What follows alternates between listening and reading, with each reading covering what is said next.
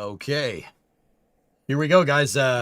Artemis II press conference update is how we're going to start this space news, so I'm just going to get right into it. Let's roll. Let me key in the audio. PM. So while many of us have felt for the last several days and weeks and even months that we have a countdown clock and we were moving toward a targeted launch date, now the countdown clock shows that. And we are just about 2 days away from our targeted launch date. Our team has worked extremely hard to get us to this moment, and I am so very proud of the work that they have done. When we went through wet dress, the rollback, turning the vehicle around, getting back out to the pad, and then performing to plan, and really being ahead of plan as we rolled into this weekend. I think Sean mentioned yesterday that we rolled back out on the 20th.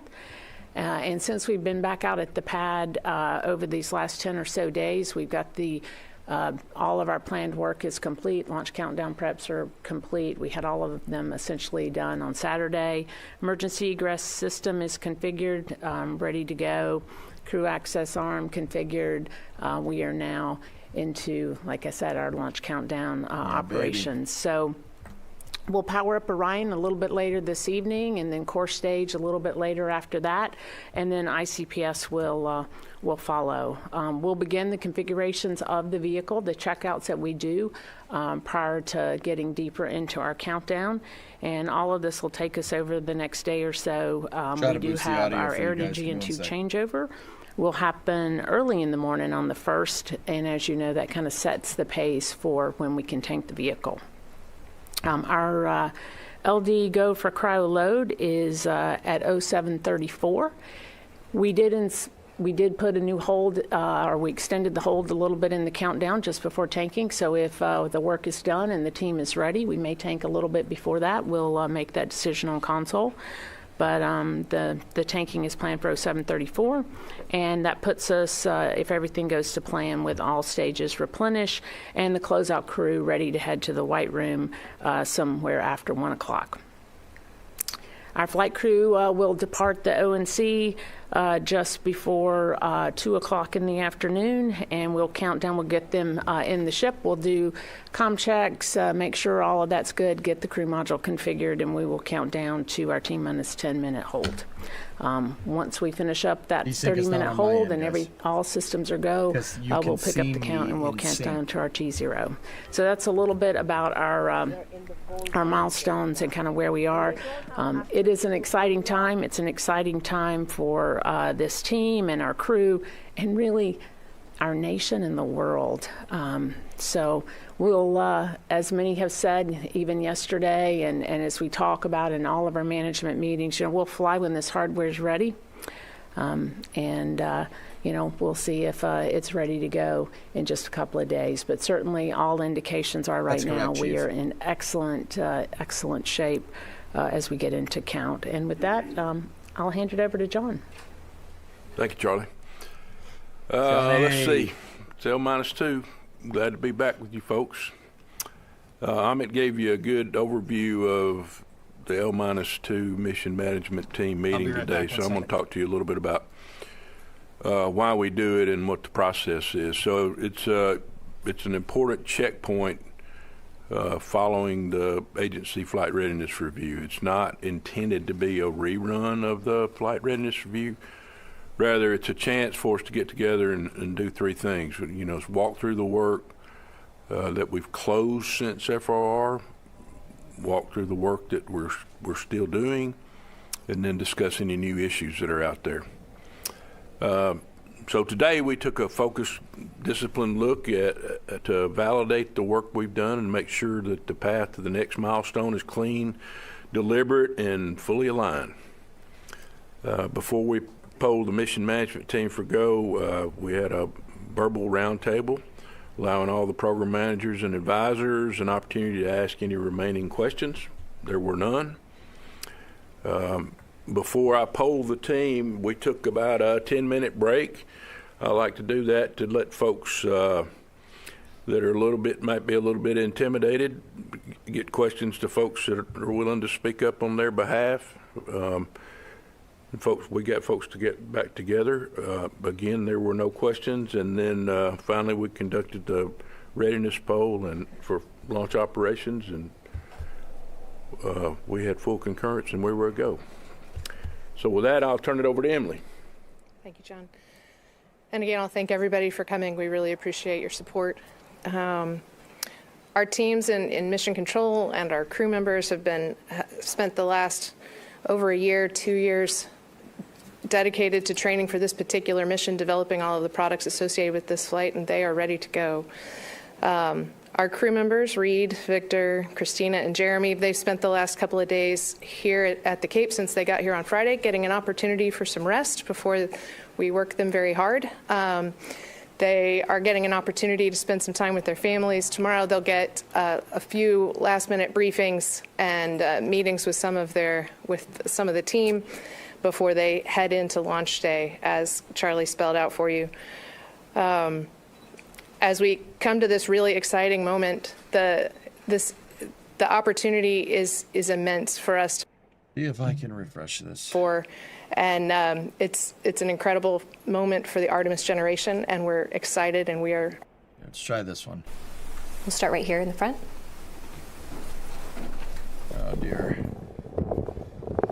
Hi, thank you for being here with us today. Better. And my name is Jim Siegel. I'm with Florida Media Now, and I'm curious about the kinds of cargo, whether it is food or experiments or whatever, that have been loaded on the hey, I mean, that's cool, man. Right on on. the spacecraft last. And when was that? Falcon and, going up there. If there is a delay in launching, 1067 is going to see the life leader is going to fly today. So see what happens, man. Thank you. I can take that.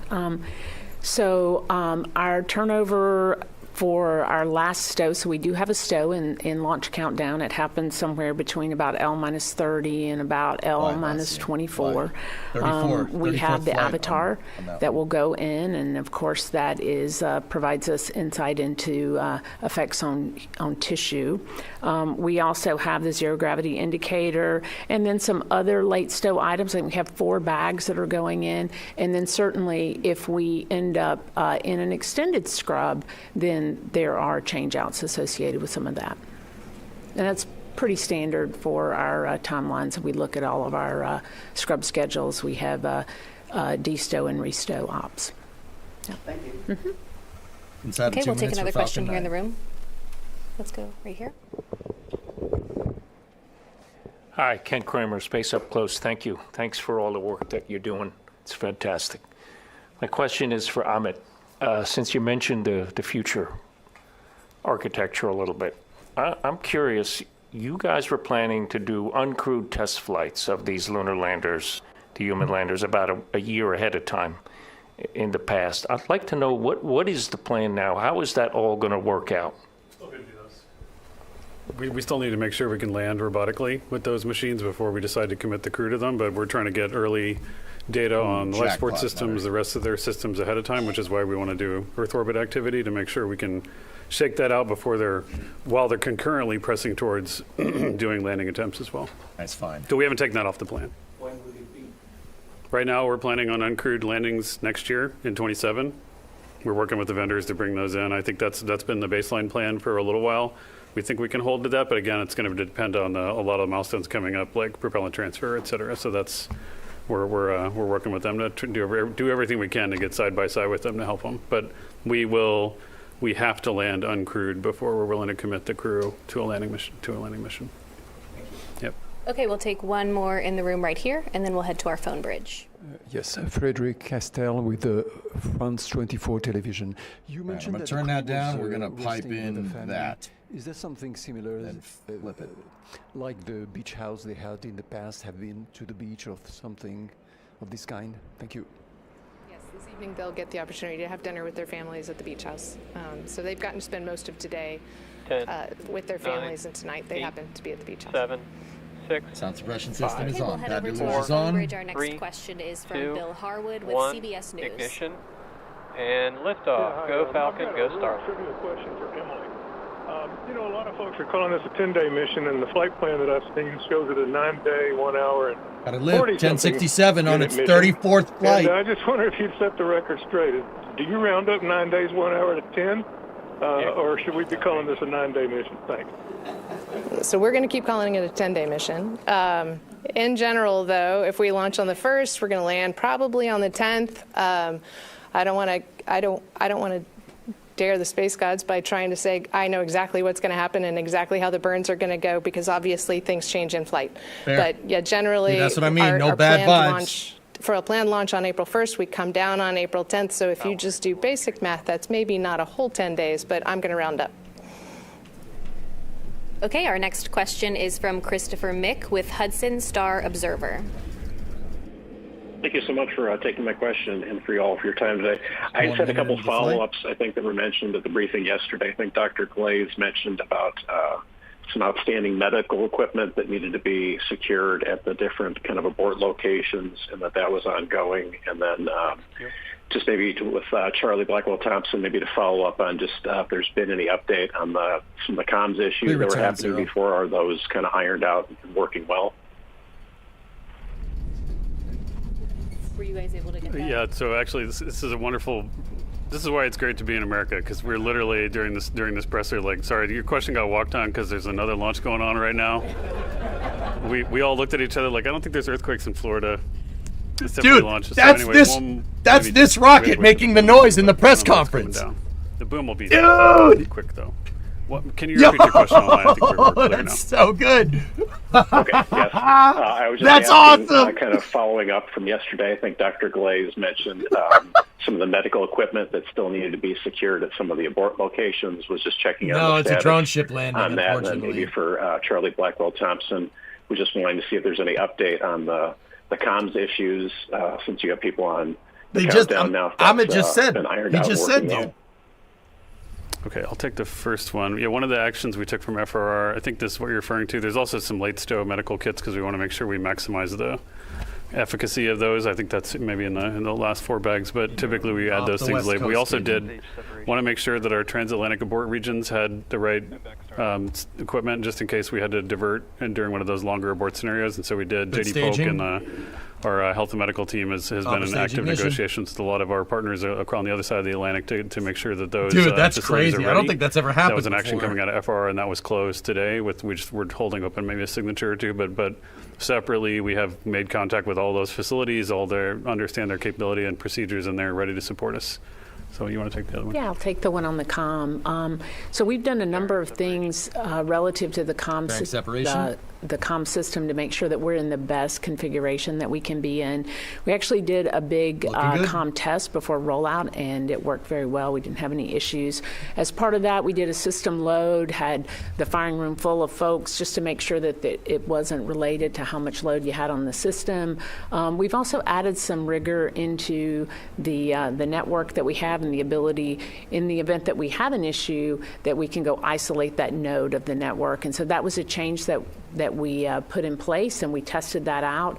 And so when it comes to the communications issues, each and every one of the items that we have found that have contributed to comm challenges, all of those have been addressed. And so based on what we know today, we expect to have nominal comm throughout the countdown. Certainly, you can have hardware that breaks, and so if something else or something new were to happen, we will do what we always do, and we'll assess it, and we'll address it in real time. And then also during wet dress, we did utilize a contingency procedure that we have for utilization of radios within the Launch Control Center for certain types of operations until you could get comm fully functional again. So I think we're in a good spot relative to comm, but there has been significant work on it over the last several weeks. Okay, we'll take some more questions here in the room. Let's head to the back on this side. Jackie? Hi, thanks for doing this. A quick question for Mr. Honeycutt. I just wanted to know were there any details you could share from the meeting today about specifically what items you were discussing? And then I know you mentioned in a previous news conference that not all decisions have to be unanimous and you have the final call. I was just curious if you've run into any instances yet where things haven't been unanimous. Well, the only ones that I can recall that were not unanimous was when we were working, when Charlie brought some MMT things to us during the sim. They were only sim related, but none of the other stuff, it's been pretty smooth. What was the first question? You know, they were pretty easy. Amit mentioned one of them relative to getting a signature on a piece of paper, so we're carrying that open. We got some work going on with one of our remote satellites to get the mechanism that tilts the satellite repaired and getting it back up and running. That work was ongoing while we were in the meeting, so we'll get notified later on. I'm pretty sure that 1067's coming up, the supersonic retro propulsion. We talked a little bit about a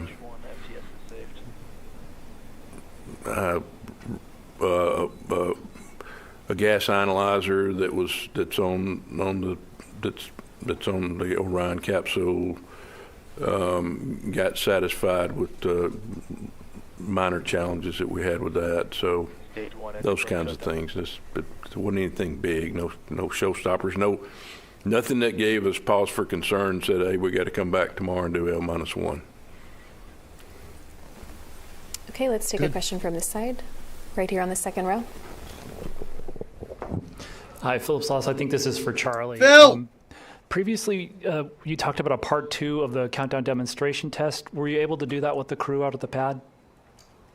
So it's the goat part right 2 there. of the countdown demonstration test was intended to be a walk down of the emergency egress system and just a refresher. We are doing a refresher with them this evening, actually, in a briefing format, and they have been back out at the pad and have had an opportunity to take a look at it. But in terms of calling it a CDT part 2, we did not do the CDT Part 2 procedure, but we certainly will be covering the material with the crew tonight just to make sure that it's exactly as they remembered it and they have had an opportunity to be out at the pad.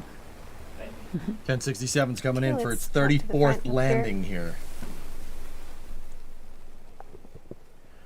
Thank you very much. Tarek Malik with Space.com. I think for Charlie, it sounds from what you're saying that everything seems to be going extremely smoothly. I'm curious, are there any open items with the vehicle at all right now? And if not, like, what are the key, I guess, checks between now and tomorrow, you know, that you're looking for to make sure that all the boxes are checked, the I's are dotted, et cetera, you know, for that?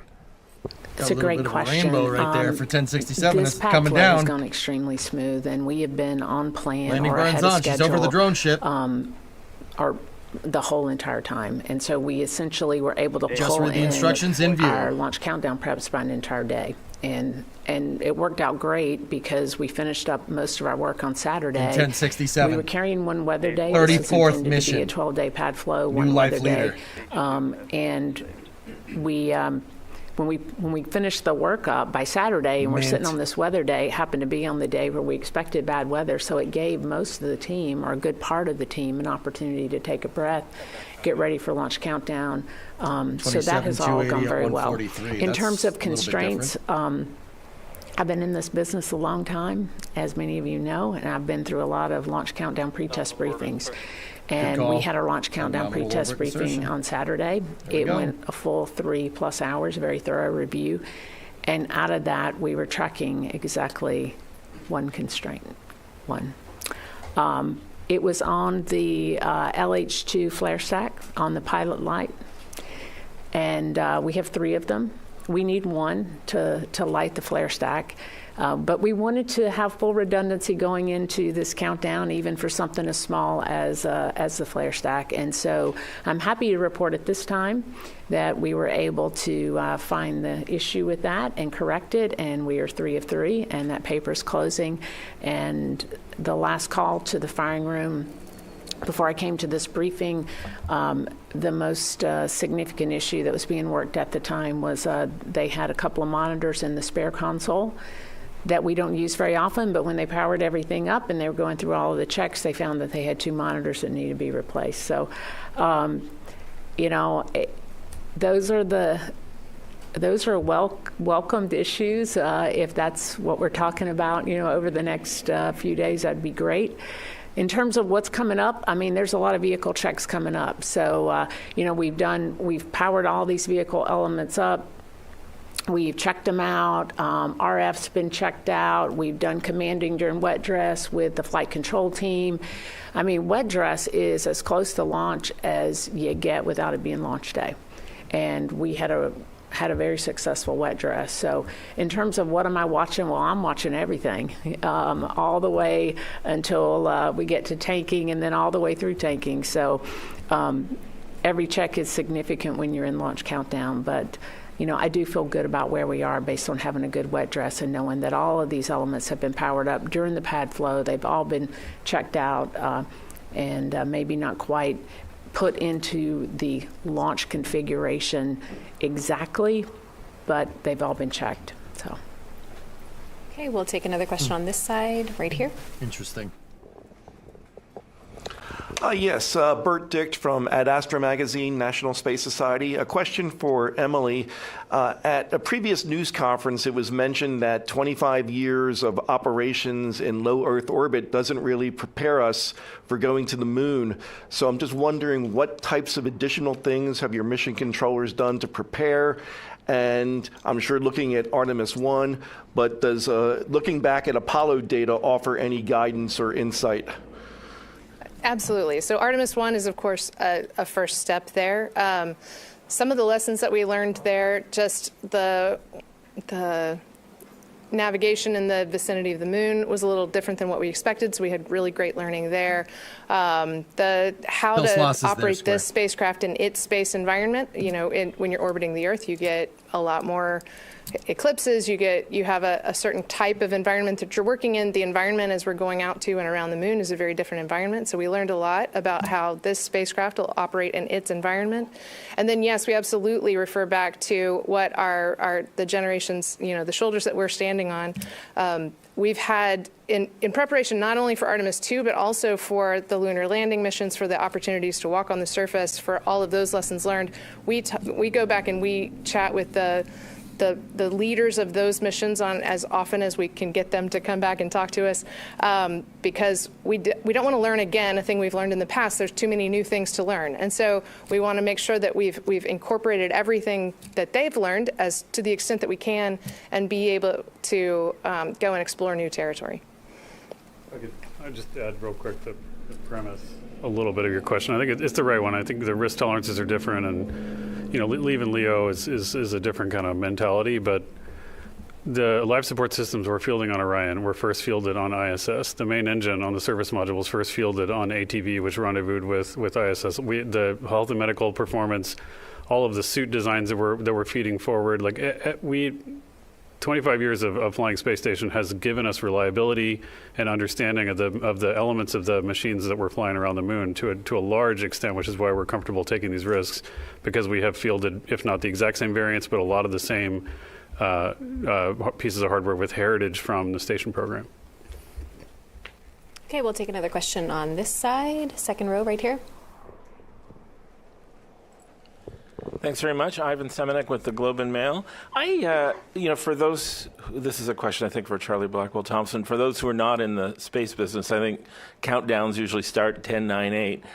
Here we are 50 hours or so ahead of the launch. I was wondering if you could unpack what determines why it's that amount of time, and what's the difference between being in countdown, not being in countdown at this stage, what that means for everyone and for the crew too.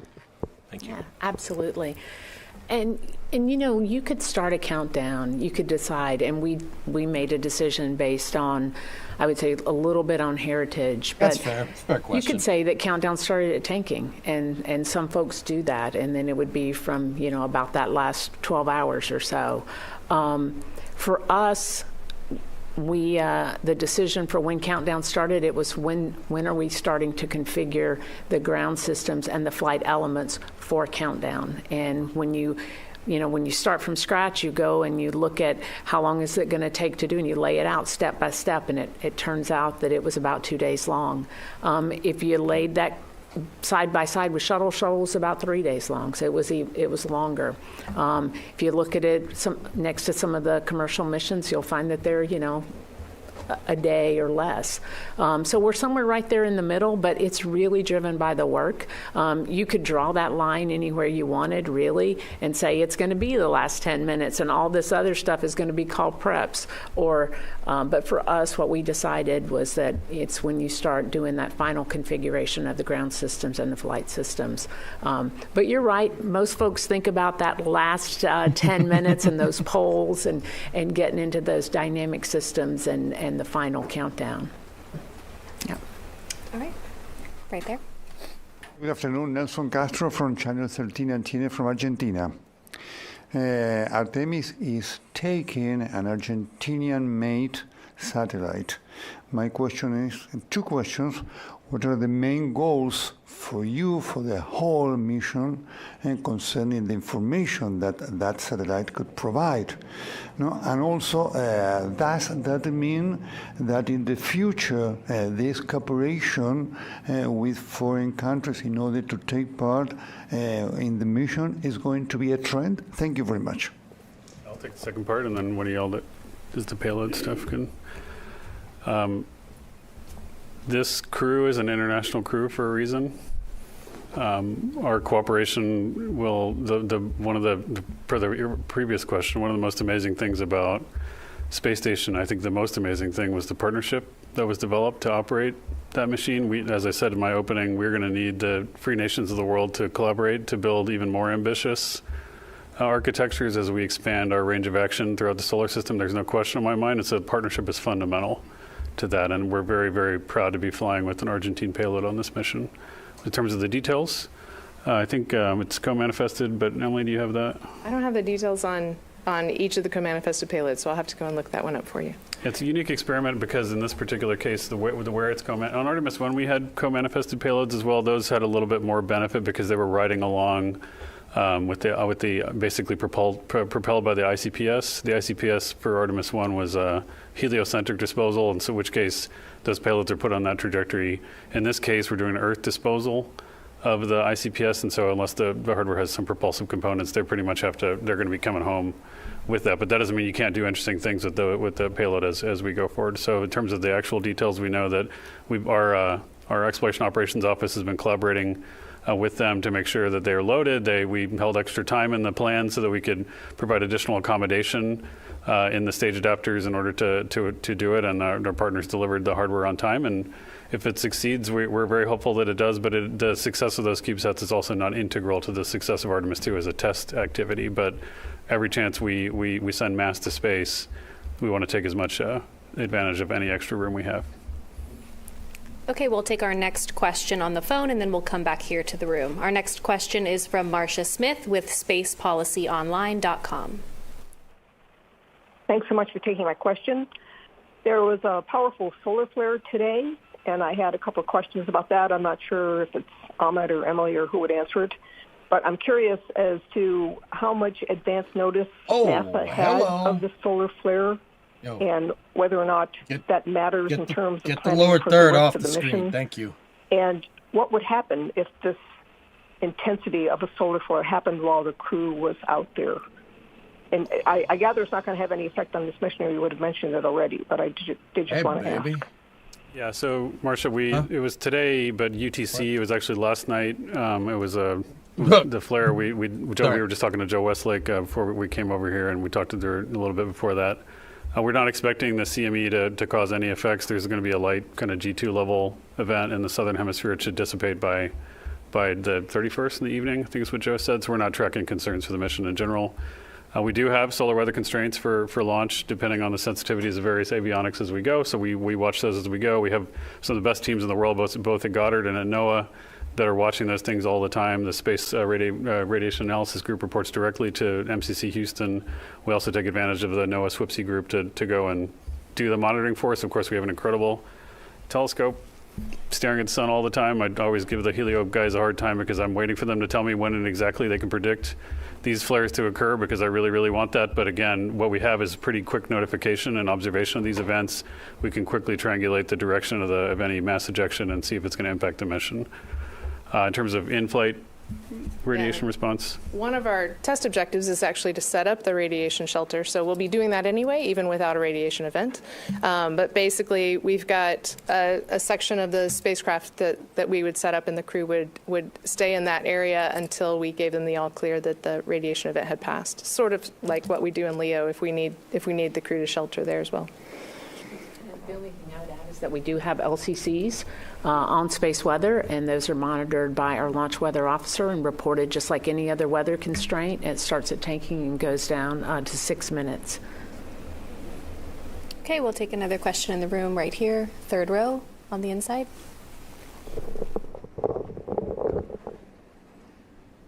Hi, Lauren Grush with Bloomberg. Thanks so much. I was just wondering if you could walk us through the various abort scenarios and the contingencies for this mission, both during launch and during the major milestones during flight.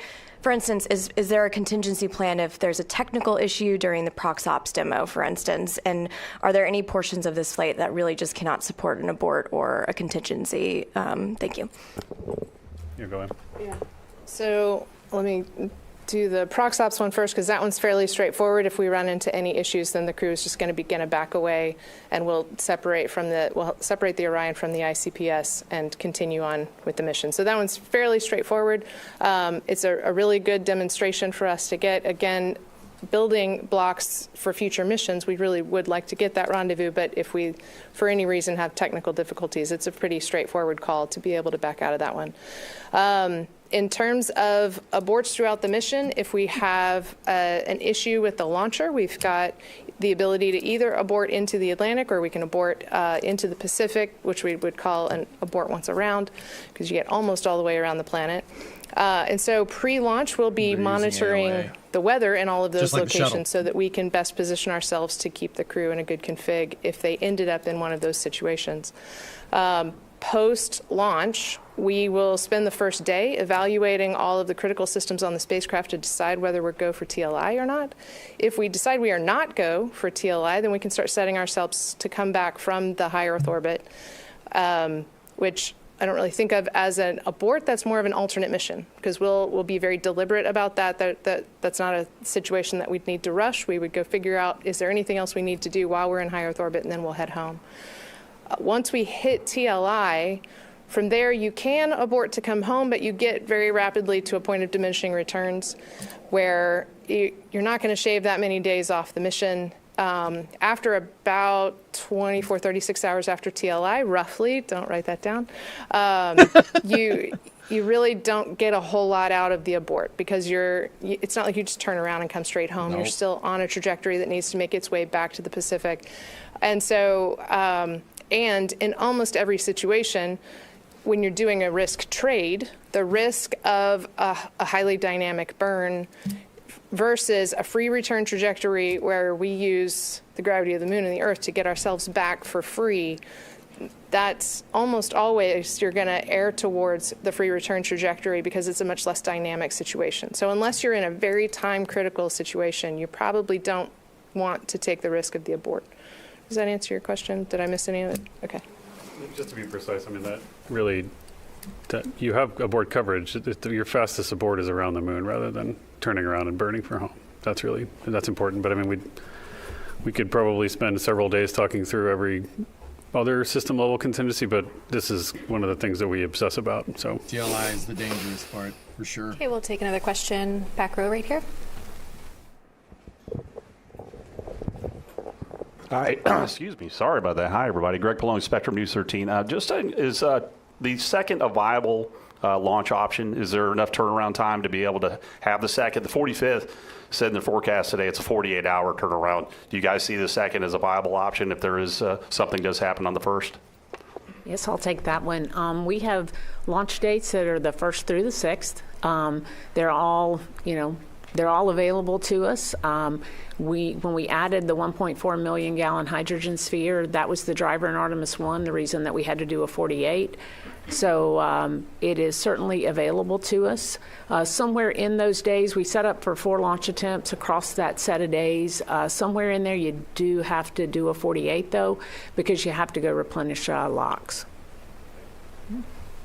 Okay, let's go second to last row back here. 2 days into the mission. Excuse me. Thank you. Carmen Fuentes, WH&T in Huntsville. So I know that currently the Wednesday weather conditions show 80% favorability, and I know you talked about all the systems and vehicles being good to go. Something NASA can't control is the weather. So if it stays at 80%, does that mean we'd still be go for launch? And at what point, if it were to drop below 80%, at what point would we consider maybe holding off to the next day? The balloons So are what hourly happens all with the the way up number until the there T0. with the 80% is we have a set of criteria. Some of them are standard range criteria relative to lightning and other things, and some are specific to our vehicle, like winds and that sort of thing. So our launch weather officer takes all of those criteria, and so when they give us a percentage, that 80% is that there's an 80% chance that we are going to be in acceptable criteria across all of them. But if we're in violation of any of them, then we're going to wait it out.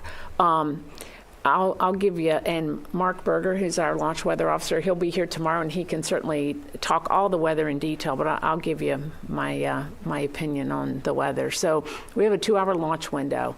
That's a wonderful thing, because when you look across the forecast, and I was looking at it just this morning, and you look at the winds, I think we're going to be okay from a wind perspective, and really what they're looking at for the most part is cumulus clouds.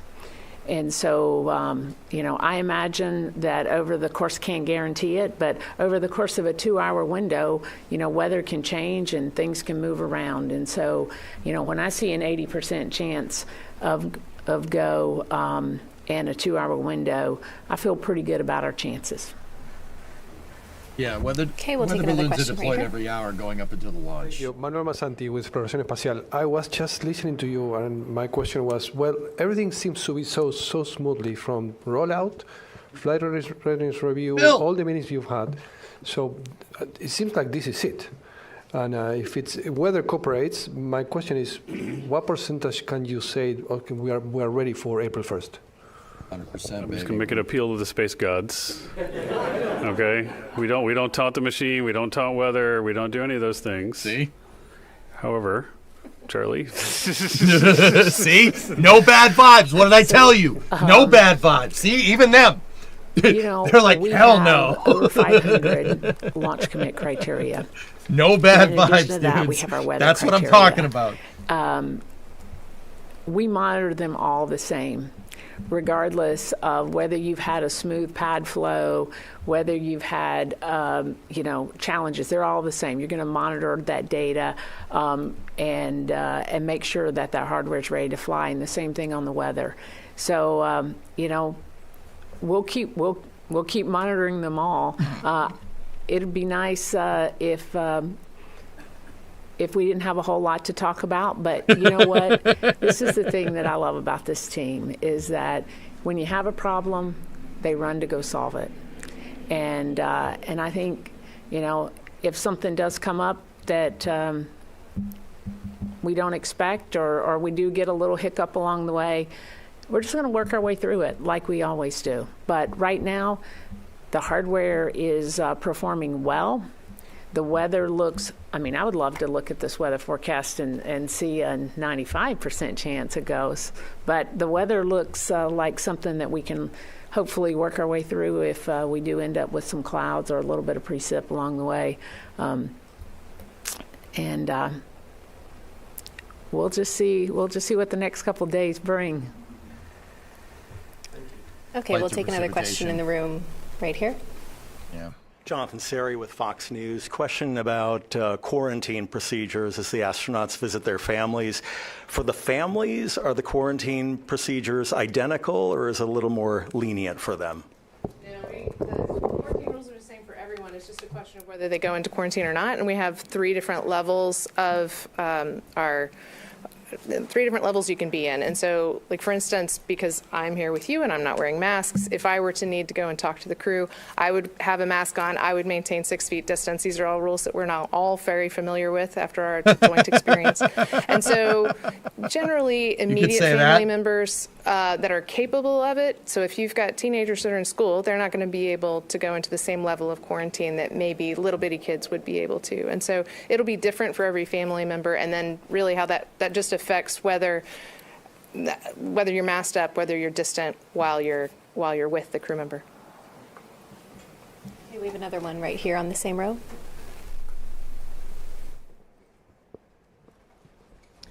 David Denault with About Space Today News. My question, you mentioned that the best way to return astronauts is to go around the moon trying anything else. Yesterday there was talking a little bit about the spacesuits that have a 6-day lifetime. What would trigger the astronauts to go into those spacesuits and survive? What would be the examples of what would cause that? Clarify so as Emily said, we have basically continuous abort coverage through the mission that starts from when we light the det cords to when we basically are back in the water. At some point, so each mode, so like we said, we have ascent aborts that take us to different landing sites. We can abort to orbit, we can abort to lower orbital altitudes, and then contemplate that. We can do second revs of translunar injection orbits if we want to. So we do all those things. What I was pulling on earlier was after you commit to the moon, there are direct abort options where you can turn Orion around and fire the main engine and bring it home more quickly than if you were to proceed along free return. At some point, there's a knee in that curve, and it's faster to go around the moon than it is to turn around. Plus, it's safer because you have more confidence in the dispersion of the trajectory as opposed to doing a big burn when you're far away. So that's thing one. The 6-day thing you're mentioning, I believe, is we have in the program for a long time had a requirement. It's not something we rely on, but it is a crew survivability augmentation we made to the vehicle that allows the crew to stay in their pressure suits for a long period of time, and that would typically be triggered by a loss of total cabin pressure. Yep.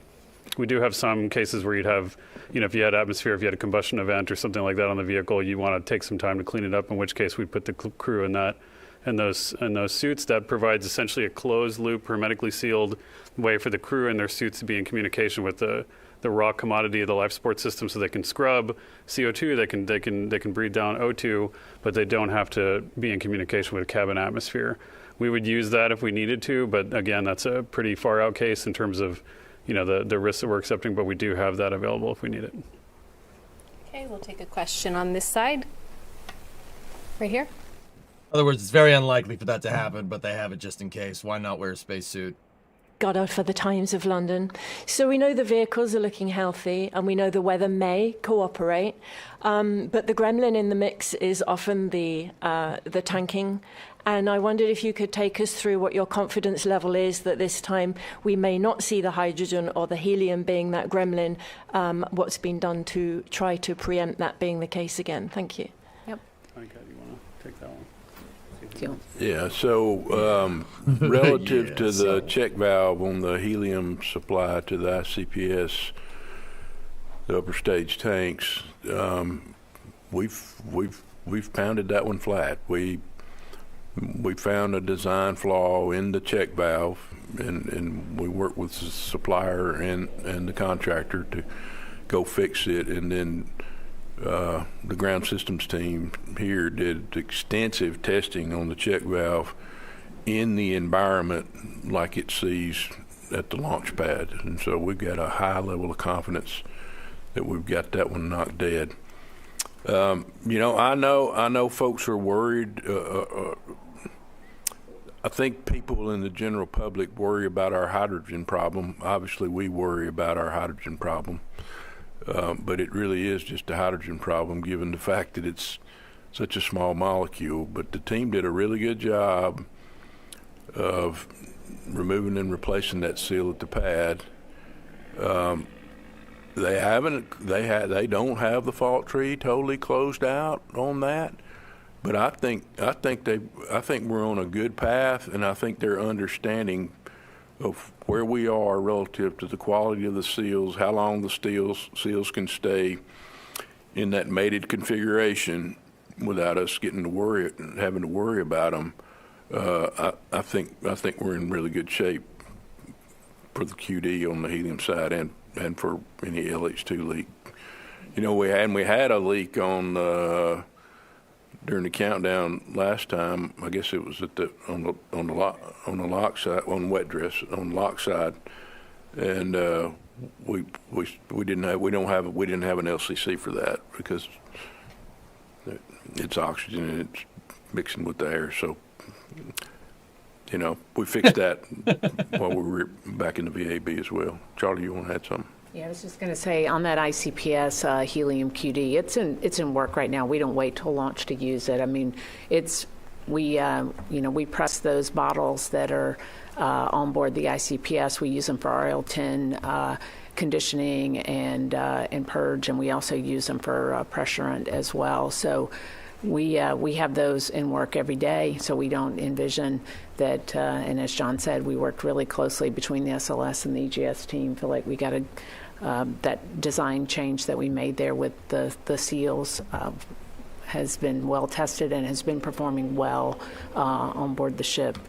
So, and the only thing I would add on the hydrogen is we had a great wet dress rehearsal relative to those seals. We changed them out at the pad, as you all know. Probably had the best performing seals and the lowest leak rate that I've ever seen as part of the Artemis campaign. Performed really well, and then when we rolled back, we provided some strain relief for the flex hoses that are in the tail service mast, just to make sure that there was any kind of load that was imparted on that QD during the roll. Those have since been removed. It was never intended for them to be in place for launch, but it was just to provide a little bit of relief as you rolled. That's all I needed to hear. Take another question. Let's go to the back of the room. Cool. Hi, Andrea Leinfelder of the Houston Chronicle. The Artemis II crew doesn't like to talk about breaking the Apollo 13 record very much because they'll say that that's not very important to them. But I'm curious, what is the distance from Earth they will go if they launch April 1st? I know it changes by day. And is it important to any one of you? Are you guys secretly hoping to pass that record? Nope. So I happen to have the number for April 1st. The max distance from Earth is going to be 252,799 statute miles, which, yes, is a little over 4,000 miles farther than Apollo 13. I would say 400,000 kilometers. At least for me personally, no. Nope. Who cares? You want every mission to keep exploring and keep learning new things, and getting farther from Earth than we've ever been before is a fun statistic, but there are a lot of other things we're going to learn on this mission that are going to be a lot more exciting for me, at least. It's not important to me. John don't care. I told you guys a few weeks ago, my main thing is hitting that entry interface right down the middle and getting the crew in the Pacific Ocean safely. That's important to me, which means everything else worked great or okay, right? Okay, we'll take another question here in the room at the front. He's like, I don't care. Aerospace America. And a follow-up on the seals. I mean, our readers, I think, might be interested in, like, what did you fix about the seals, and is that a permanent fix? Like, you believe that won't be, that those seals in particular won't leak anymore? And then, I mean, I know you can't predict that, but and then also, those seals have been there since the rocket, since they were traded out on the pad. Do you know how long they can stay in there before they need to be switched out again? Well, that's why I wouldn't really be in 100% with you, because we're still in the middle of those tests, right? So, it's a Teflon seal. Teflon has a tendency to creep when it's under load. So you start putting two and two together, right, and say, okay, well, how long can it be? So we're in the middle of running those tests. We don't believe so far that we're going to have that issue given this short period of time. Because if you think back in the past, for Artemis I and even for Artemis II, on the first buildup of the configuration, we set for a pretty good while, 10 months, in the VAB with it in that configuration. So you can go ride it if you want to, but we're still trying to get through that. That's why I'm kind of reserve the right till we close out the fault tree. And we're learning more, right? I mean, same seals are used during Apollo, used during Shuttle, now during SLS, but the geometry of the seal has been slightly different. We've been riding more on the Teflon than we have metal on metal in the past applications. We've done, bench level testing on creep rates, and we think that that's maybe not the dominant mode, in terms of that cold flow of the Teflon away from the sealing interface. Time under compression is probably the contributor the most. But we have to get through all that data. I can tell you that by the time we do the third core stage, we're going to have this thing licked in terms of strain relief and different ways we can make sure we're not putting loads in the seals, because every time we do these things, we learn more about how they behave under cryogenic load as well as under compression. And so I think with the data we get here, as well as what we'll continue to do on the bench, that hopefully this is the last time we have to go through this. But again, like Honey, I'll be careful and reserve the right to be cautious. Okay, we have time for a couple more in the room. We'll go That's right a good here. question. I'm learning a lot here.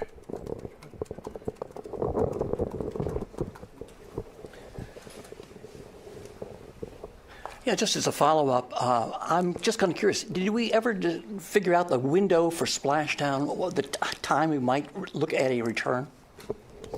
Yes, for an April 1st launch, on April 10th, we'll be coming home in the evening Pacific time.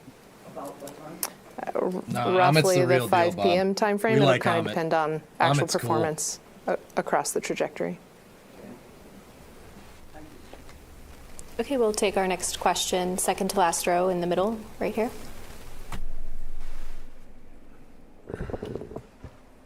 Hi, thanks, Joey Roulette for Reuters. Anyone who wants to answer, is there a launch opportunity within the April 1st to 6th window that does not involve the crew going farther than Apollo 13? I know you guys aren't really tracking that milestone that much, but our readers are really interested in it. And then I had another quick question. Can you remind us what kind of the core objective or objectives for this mission are, such that not accomplishing them on this mission for any anomalous reason would either lead you to repeat it or tweak the parameters for Artemis III?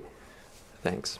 So I can give you the first one. By April 4th, it's close enough that it's within the error of our trajectory planning tools. And so 4th, 5th, and 6th, it's all in the wash. You're not likely to exceed that Apollo number. And Amit, you want to talk about the So goals? Joey, I know Honey wants to hit the EI, and that's right. That's his job. I will tell you that it is, to me, marking the milestones it's cool, right? It's a fun thing for people to realize that people haven't gone that far. I will tell you, we will not pick a burn plan or take any additional risks of the machine that makes sure that we hit that milestone. It'll just be a happy accident of physics that it turned out that way.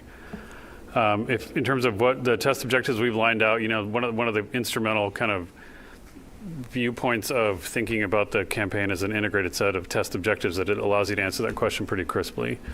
So, the life support system, obviously, the check out what we get is a critical objective. If it turns out that we don't get the performance we need after the acceleration vibe, we'll come home. We're not going to commit to the moon if we don't have the performance. For the docking mission, we will make changes, but we will probably commit at that point. I can't tell you. It'll depend on the nature of the failure. My only point is, the closer you are to home, the more risk you're willing to take on some of those systems as you do that. So, but that system is critical. The integrated performance of the launch abort system we're going to get as we go uphill, making sure those signals work the right way. The test of the machine and its environment, all the different test objectives we have during transit, making sure we can do that, navigation, et cetera. There's an integrated suite of objectives that I think we picked up a lot on Artemis 1 already. Recall, Artemis 1 actually inserted into lunar orbit and showed us a lot of those things, so it's not necessarily that critical. The heat shield itself, we want to learn and make sure that our modeling, we did so much modeling on the interaction between this version of the heat shield and its environment, even though we were being very careful about how we maintain the environmental control of that heat shield as we come in. We will still learn more about our modeling and make sure that, the fixes we made for Artemis 3. So any kind of entry that puts load on the heat shield in different ways will help us parameterize the kind of integrated aerothermal and material environment that we're witnessing. And so there's a lot that we are going to learn on the flight, but I couldn't tell you today that if we didn't get a particular objective, that means we'd have to do free return again. All right, that's all the time we have for today. Our final mission status update will come tomorrow at 1 p.m. Eastern, so we look forward to seeing you then. In the meantime, you can always stay up to date on all the latest mission and news at nasa.gov. Thanks for joining.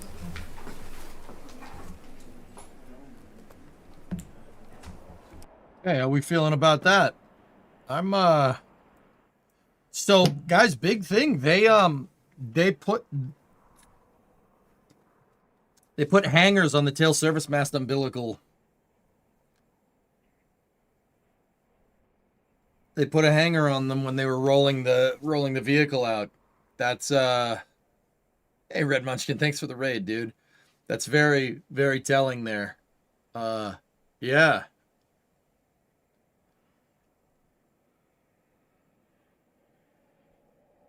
Why didn't they do that before? They didn't know. You're not going to know if rollout is what's damaging the seal until you do it a couple of times, right? Like, that's very interesting. Very, very interesting. Are you going to stream all the way to launch? Actually, Lava,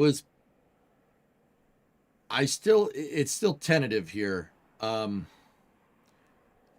me get the schedule up. Hold on.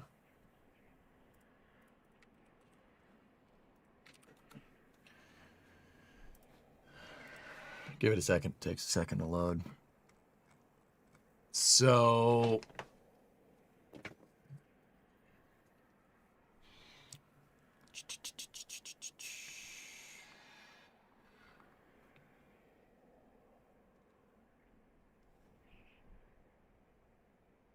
yeah, we're gonna have to change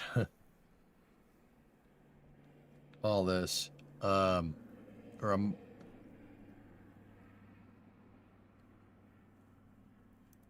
So on April 1st, I'm probably just going to be here the whole day. So I did sign up for Countdown to Launch. So for NSF, I don't think I'm on their main launch cast, but that's okay. I'd rather do it here with you guys anyway. Strain relief is important for cables and hoses, especially when there are connections involved. Yeah, exactly. Discovery, yeah, they have straight. They basically hung the umbilical. They hung the umbilical tubes so they're not hanging off the side of the TSMU. Bob, I'd be willing to bet that at like a micron level, that is what was causing that rollout coupled with the hanging TSMU. That's probably it. Yeah, that's probably what's doing it. What silly game would you have played if the launch wasn't happening? Oh, I don't know. Dumb question. Why even bother with the lunar flyby? Just to prove the platform? Why waste so much resources to not land? I guess we also don't have a really reason to land. I bet you, Jaeger, if NASA had a lander right now, that they'd probably try, or at least get close. Why do it? You have a big rocket. Why not?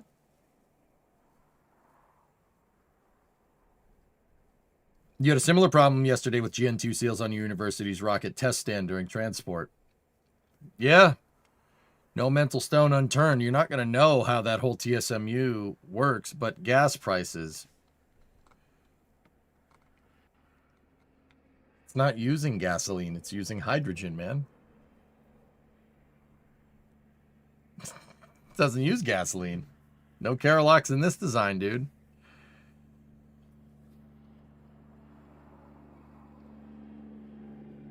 Oh, neat. I'll check it out.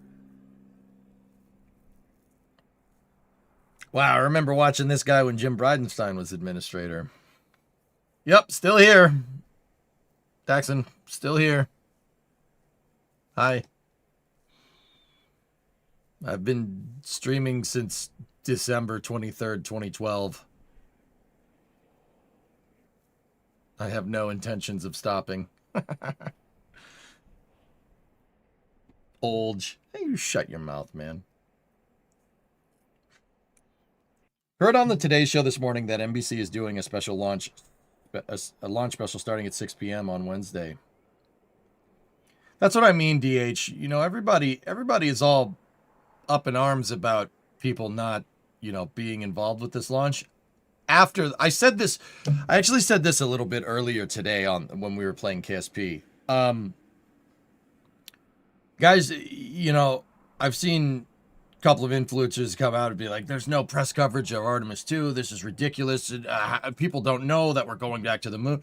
Dude, all right. And once again, I'll say this on the Space News VOD.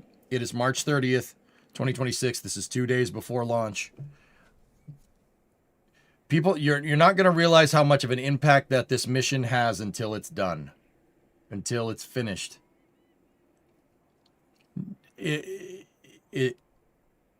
I guarantee you that you yourself, if you're watching this before the launch, if not, if you're referring to this VOD for continuity, hopefully I was right. Hopefully, you're not gonna know how this feels until you see it. Me, I'm using the shuttle as my reference here. Now, this mission is a little bit crazier than a shuttle mission, that's for sure. But every shuttle mission felt like this. It felt like this. This was the same vibe. Your Facebook feed is full of local stories on Artemis II. Thank you for the anecdote. Well, that's good to know. I think what you said earlier was best. Yes, this is a mission that only history is going to be able to judge. Yep. And that is exactly what Gene Kranz told the press before Apollo missions. History is going to be the one to judge whether this mission was a success, turning point, failure, hopefully not. It's really, really funny to me that Amit and John and Charlie all believe in the space gods and no bad vibes before a mission. That's hilarious because that's absolutely a thing. Yeah, absolutely a thing. History will be the judge here. You're not, and I do believe that this will have a profound impact on a lot of people. Just like the 1960s were a politically tumultuous time, we once again find ourselves in a weird spot. But we will rise to, because that's how we roll.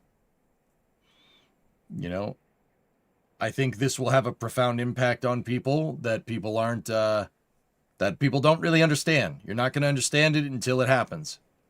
And hopefully it's a good one.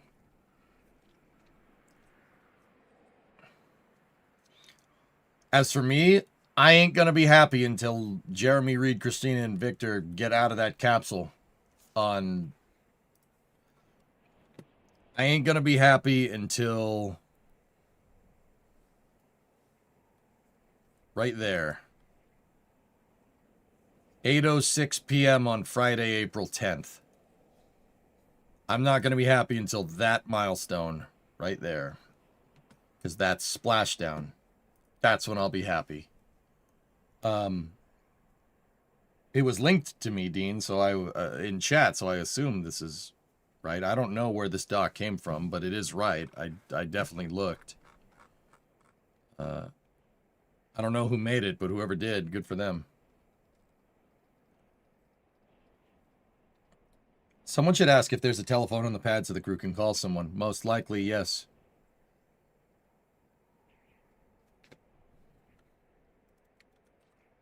Be happy when on a ship capsules have sunk before. I highly doubt that the unsinkable Molly Brown is going to happen again. But, yeah. Either way, they're going to... there's going to be a Navy ship with a well deck in the immediate area. I'll read a book. So I guess once they're inside of the well deck, I'm good. So I suppose crew, if we want to go, we want to be very, very technical about this. 9:35 p.m. Eastern on April 10th is when I'm going to be happy. Do we know what ship is going to be out there? I think it's an LPD. Manfu, but I'm not sure. Honestly, I'm not really worried about crew egress operations. That's something the Navy has practiced a lot. But, you know, the second I say that I'm not worried about it, something screwy will happen. So, yeah. Once they're out back on Terra, or at least on the ship,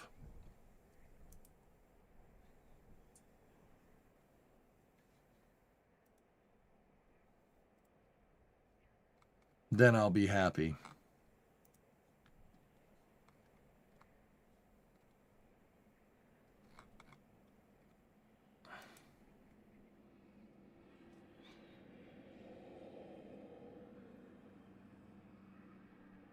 When does this Artemis mission launch?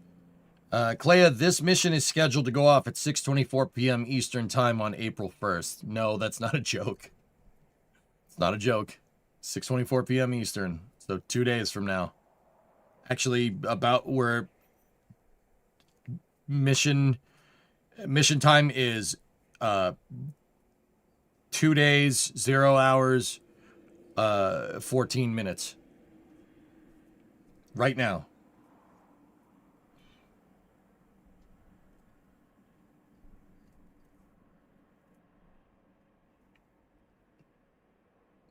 Liberty Bale 7 was the capsule of the summer. Yeah, you know what I meant though, Napsmore, so. It's interesting how you understood what I meant and then immediately provided those fun facts. I know, dude. I know. I was trying to be funny, but it didn't really ring true, I guess. So, Trey, you're saying the ship is LPD-26. So that's the John Murtha. The USS John Murtha. That is a yeah, the LPDs are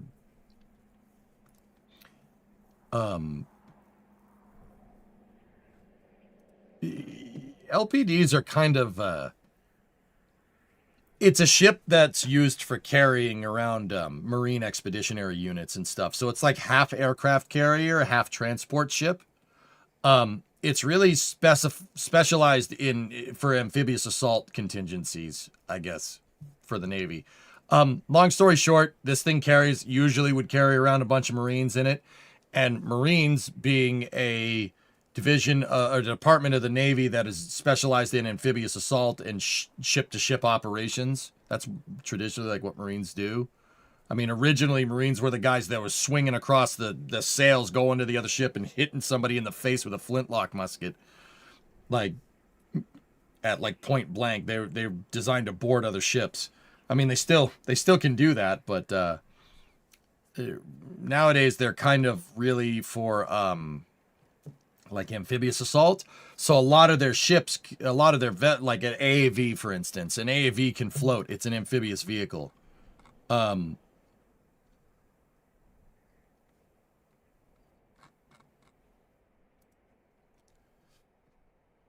Landing transport dock. Yeah, these things have,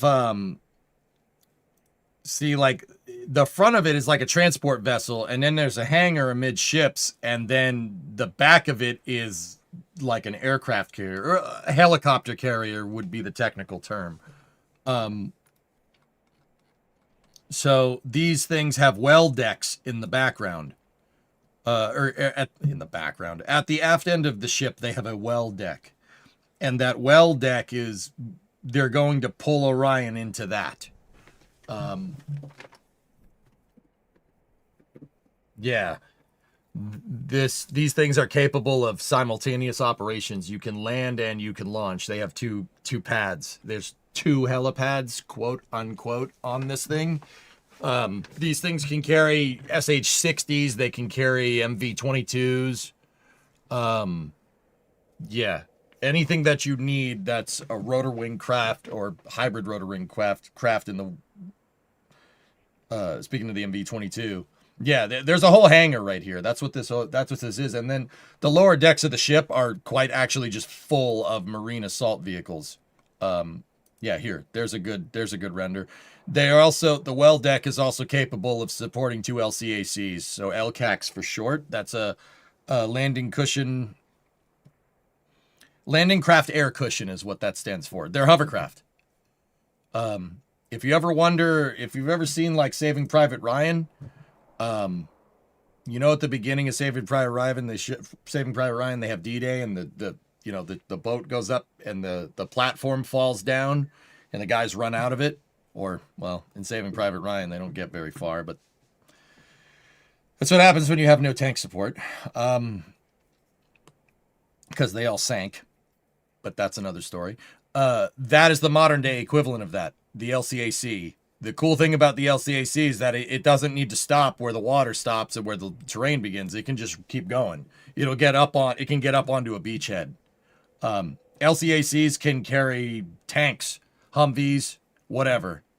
And then in the LPD design, like if you look, so there's hangars up there, right? There's a hangar up there that has a bunch of MV-22s or SH-60s in it. But if you look down here into the bowels of the ship, you're carrying Humvees, AAVs. This is a render, and I don't know what the hell that thing is. Maybe that's supposed to be an AAV. Those are 5-ton trucks. You carry everything that you need to do a beach assault. That's what these things are here for. Yeah, they could carry an Abrams. Not that the Marines use Abrams anymore. They actually gave all of their tanks. The Marines gave all their tanks back to the Army a couple years ago. Marines do not operate Abrams except in the reserve capacity, if I'm remembering correctly. But yeah, that's the kind of ship. So like, that's the kind of ship that they're going to get into. So what they'll do is they'll float the Orion into here, and they'll recover it from there. Now the other thing to take into account is that Orion. So, Book Napsmore, you guys know your history, right? Like the Orion capsule has, very similar to the Apollo capsule, has the flotation devices up on the top of the vehicle to make sure that it won't tip over. Orion does float, but in case it kind of tries to flip over, there are inflatables. They're big orange balls at the top of the spacecraft. So if it's in like rough water for whatever reason, the thing won't flip because it'll try to flip over and then the inflatable ball will push it back. So it has that too. So it's very unlikely that that anything weird would happen. But, you never know. Discovery, go at throttle up. They're an ACV. Man, that's just a Striker with extra steps. But, can't call it the same thing as the Army. Hellbore, 121 month 3 sub.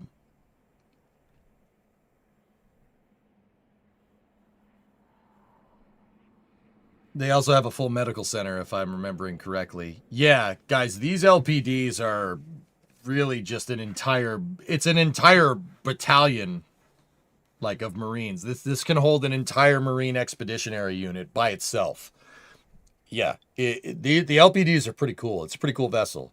It's entirely purpose-built. So, like, it's half helicopter carrier, half troop transport, half armored transport. Like, you can load one of these up and have an entire Marine expeditionary unit or a Marine battalion assault a beach. Now, we're not using it for that. We're just going to get the Orion and coming back. Go Navy. There you go, Galactic. Yep. And then there's this. Yeah, that's... Okay. Yeah, here. Thanks, Mutter. Thank you for getting the pictures. So check it out. There's these flotation devices up here to make sure the capsule doesn't tip over. Just in case anybody was wondering. Because the last place you want to be is stuck in a spaceship floating in water. The second to last place... Actually, that's the second to last place. The last place you really want to be is stuck in a spacecraft floating in the water upside down. Yeah, you don't... that doesn't sound like a lot of fun.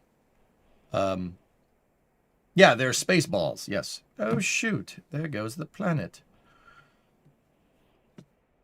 Artemis I recovery from the U.S. Navy. Yeah, baby. I probably can't play the music. They're going to get mad. YouTube will get mad if we play the music. But yeah, there you go. That is the Artemis I capsule, so that thing is... That's the real deal. That one flew to space. These are the recovery operations. That is the capsule that flew out to the moon and back. This is right after it landed. We watched NASA live stream this. Now, they do have a fixture in the well deck. They do have a fixture in the well deck of the LPD to be able to hold the capsule into position. Oh, yeah, that's the other thing I forgot to say. You can drain the well deck despite it being below the draft of the ship. So basically, there's doors on the back of the well deck. They can close it and they can drain it. Yeah, I forgot to mention that. Of course it can do that. Why wouldn't it?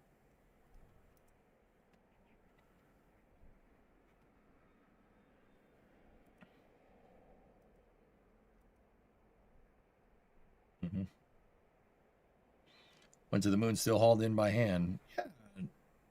I don't... Yeah, okay, so they're in the ribs right there, which is a rigid inflatable boat. Rigid hull inflatable boat. Yeah,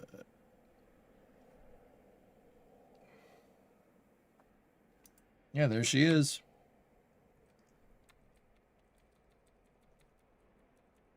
Now, guys, I'm not 100% sure if the crew is going to egress out of the capsule. I'm not sure they're going to... I don't know if they're going to egress out of the capsule before recovery. I'd have to go look. Yeah, one of the balls deflated. Huh. Yeah, Zodiac. There you go, Dave Marino. Yeah.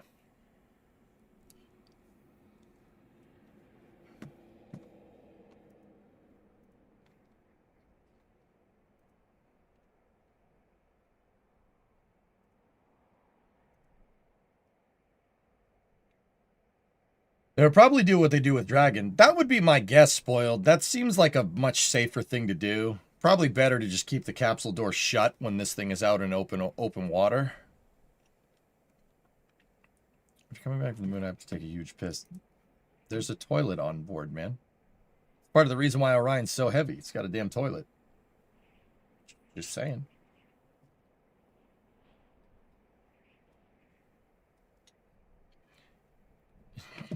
Yeah, this is a pretty crazy mission. So, like, I'm tentatively trying to put my schedule together here. Guys, I'm going to be... Yeah, I'm going to do that whole day. We're doing that whole day.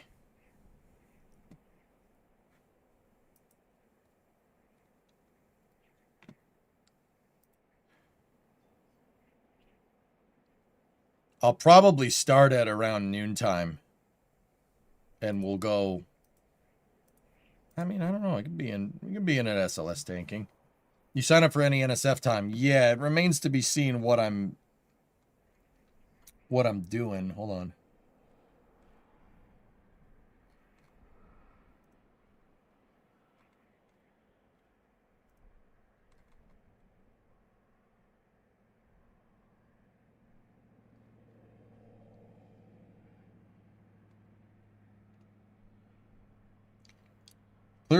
Crews plan to be helicoptered off before Orion is pulled onto the ship. Yeah. This is for Wednesday. Yep. Didn't one of the Mercury capsules sink? Yeah, Liberty Bell 7. Yeah. A short in the electrical system blew the pyros on the emergency escape hatch, which is just the regular hatch, just with an explosive attached to it. I actually forgot to tell you we have a birthday party that day. Go at throttle up.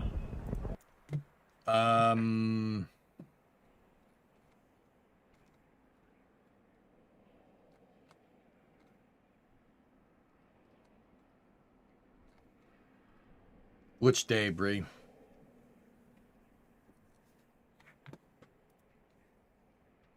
Which day? Because, yeah, that's...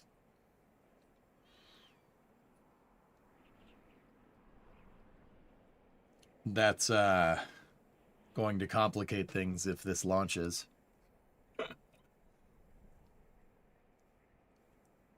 I think it's the weekend, right? That's unfortunate for that person. They should pick a new birthday. I'll send a card.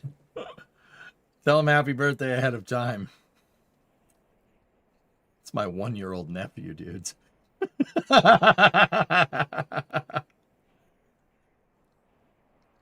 It's my freaking 1-year-old nephew. Yeah, he won't remember it. Oh, perfect. He won't remember. Yeah. No, that's great. Sorry, Uncle's got to work. Actually, it's scheduled to launch on his birthday. Right now, it's scheduled to launch on his birthday.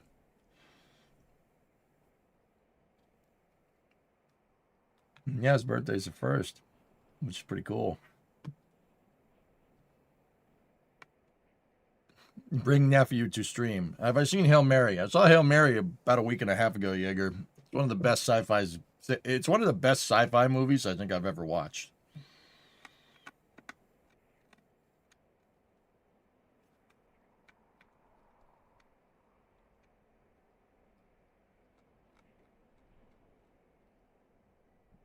No spoilers, though. No spoilers. Don't say nothing. I liked it better than Interstellar. I can't say why, though, Jaeger. I liked it better.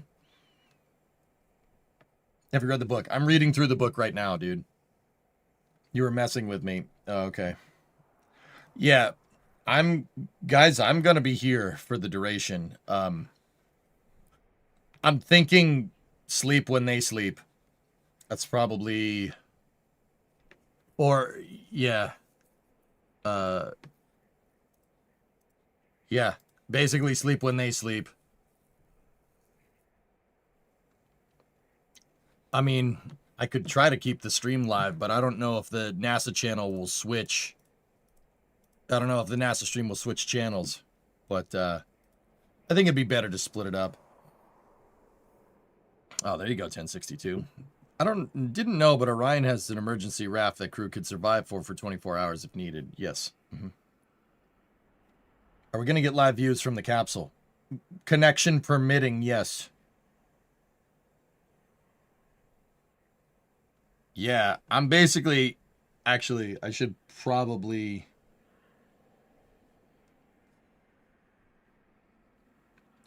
get some provisions out in the shop. Yeah, should probably get some provisions out here. That's probably what I'll do tomorrow before the stream. I'm gonna need a cot. I have a couch out here, dude. I have a couch in the shop. It's actually right below the high cam in the shop. No, not those type of provisions. I'm gonna need to get food.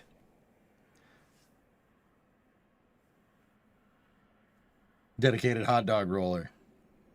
Good idea. NASA's supposed to stay live the entire time. NASA Plus is only going to have occasional coverage. Yeah. Liquid provisions. Yeah. I'm going to have to go shopping tomorrow. Get everything ready. Because, yeah, guys, I'm not missing this. I'm going to do as much of this as I possibly can. I'm going to get... No, I'm going to get my Knob Creek out, Advana. Knob Creek and a cigar for that. So you're going to do that whole living in the garage thing. I mean, that'd be kind of fun. That'd be kind of fun to make a whole marathon stream out of it, dudes. But to be 100% honest with you, like, I'm not prepared for this. I'm not prepared. Like, I'd have to spend a good amount of time tomorrow preparing to do this if we're gonna do it. The only thing I would do is just go down to the house to use the toilet. Yeah. What about the space beer in the back of the fridge? We drink that after touchdown. Yeah. No, Dino, I'll do end stream now and go prep. I got tomorrow morning, and if I start a little bit later tomorrow morning, so be it. What are you preparing? You're always preparing. Just go. Yeah, guys, I'm going to be here for the duration. I'm not missing a second of this. I've been dreaming about this mission for a long time. Long time. Can you fit a cot and a sleeping bag in the Dodge? Actually, yeah, probably, Jeff. If I cleaned it out, I could put the bench seats back in and we could just sleep on those. EJ is excited statement. Dirty, dirty, dirty. Why shop so messy? Question. Don't say nothing. Don't say nothing. Where I'm not saying what that reference is to. Nothing.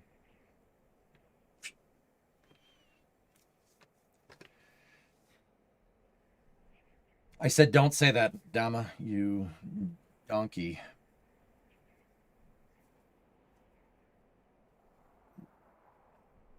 Edmana, you can hear Brimo sighing from California. I mean this with all due respect. And Brimo understands this, I'm pretty sure. Bree, do you understand that this is a lunar mission? I am not missing a second of this. I am not. By the end of this mission, I am going to be sacked out, and I probably need to take. I'm probably going to need to take a couple of days to recoup. I am not missing any of this. You don't understand. This is a lunar mission. I've been dreaming about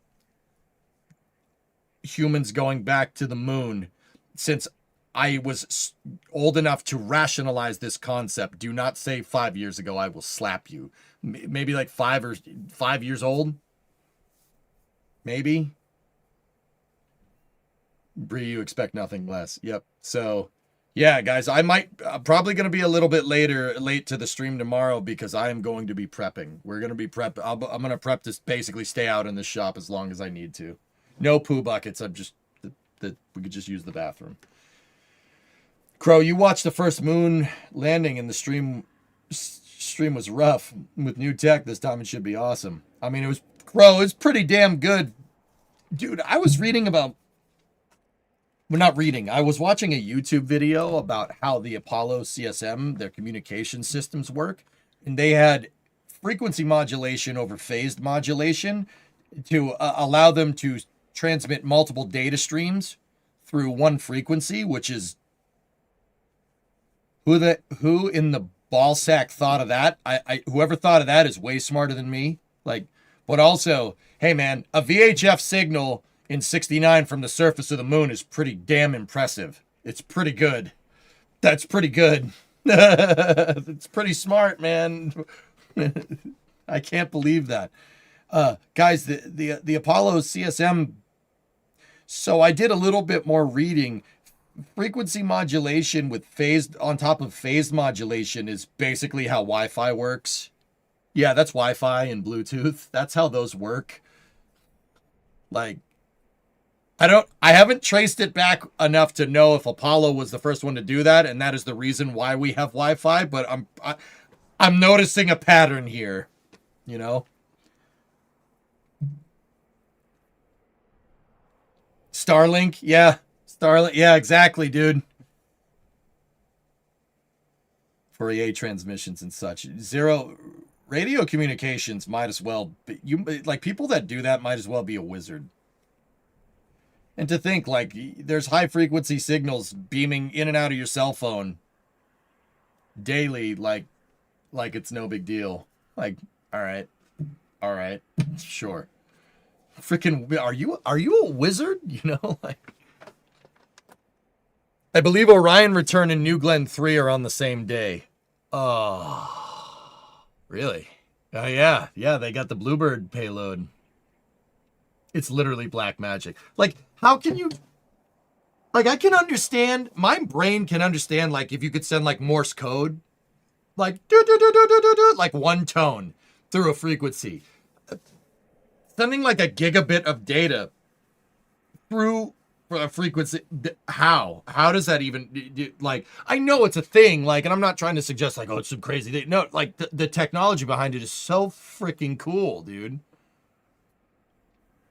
Starlink omnidirectional. Starlink uses... So Starlink has a bunch of tiny little antennas in it. They're in an array, like a matrice. That's why it's called the phased array.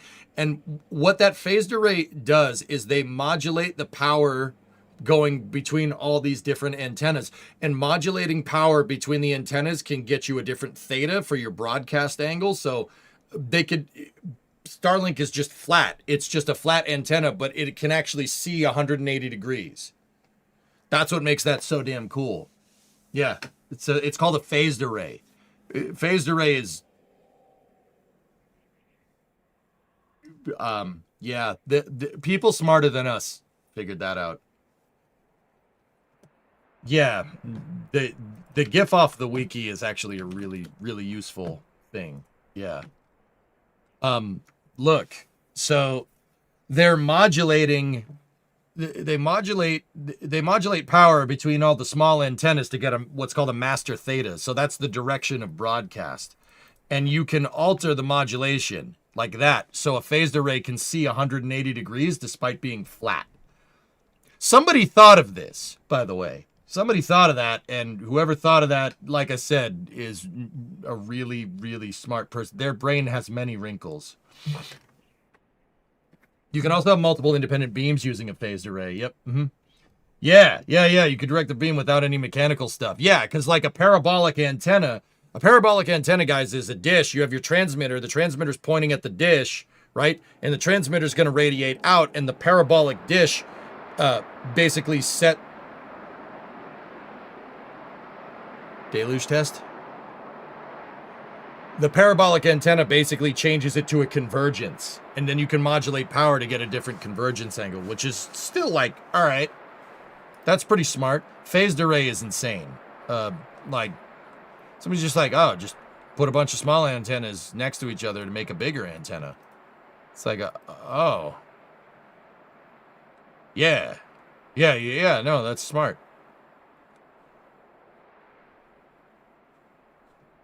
Hey, Yarg. Thinking about it is the easy part. Actually making it is the impressive part. I always said that's... Yeah, engineering is easy to understand, but hard to do, Talik. So yeah, absolutely. You could push a petabyte of data using just light. Yeah, that's just... All right.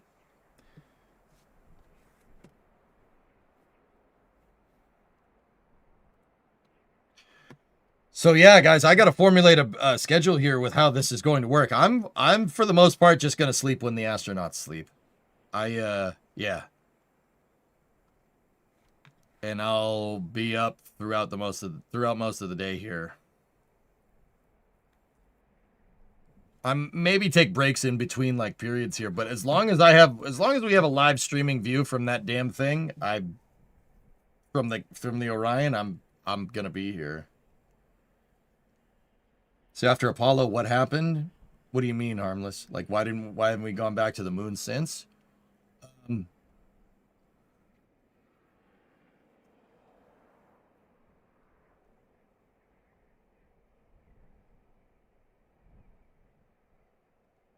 Yes, Yarg, they're still on track. We just watched the press conference. Have fun with the split shift there running for the perigee rays. Yeah. Harmless, we haven't been back because we haven't wanted to go back. Let me put it that way. Really hope we have live cameras or feeds.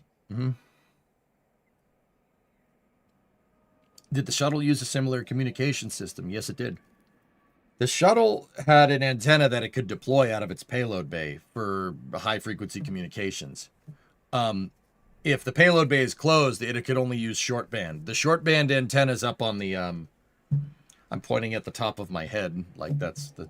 It's... There's two windows on the top of the space shuttle's flight deck. The antenna is there. That's where the short band antenna is. It's up there. If my face is a shuttle, this is the flight deck. It's up there. It's on its noggin. Yeah, so for higher frequency communications, it was they deployed the antenna. I can show you.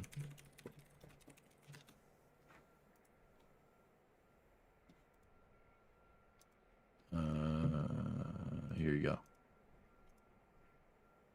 Boop. See that thing right there? There you go. The short band antennas are right here. They're right, like I said, they're right on the forehead of the shuttle.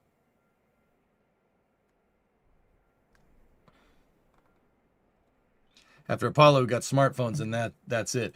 Yeah, Harmless, if that doesn't piss you off, yeah. I don't know what to tell you, man. Yeah, we went to the moon, and we have crazy computing power in the palm of our hand. We can't go back to the frigging moon. Yeah, it's bullcrap. We haven't gone because we haven't decided we want to. No president has challenged NASA to do crazy stuff since Kennedy. That's the honest truth.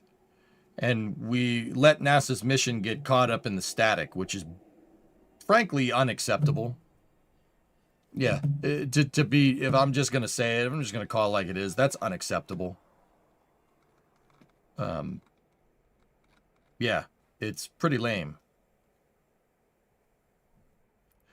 And not to like denigrate like what the shuttle program did, but this has been not a waste of time, but there's been no direction. The shuttle is a great idea, but there's been no direction. We didn't do anything with it. We had this thing that could build spacecraft in space, and we didn't do anything with it. We just kind of just sat here And just we're like, yeah, this is cool. And then they're like, oh, maybe we should build a space station with it. And then we did. And by the time we figured that out, the freaking program went away, which is dumb.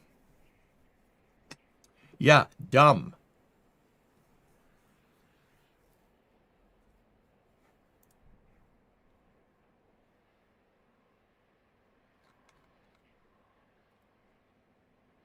Yeah. Is this all done work, or will Tidris do some work? Tidris will do work when it's inside of Tidris's orbit, sure.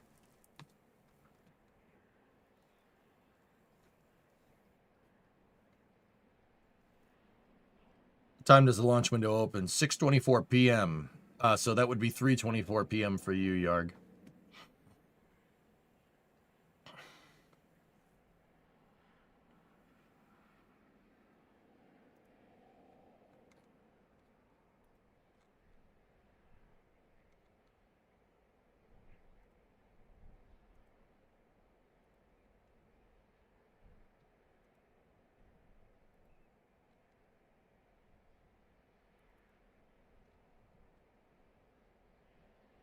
Will it be a daylight launch? Yes. Yes, it will.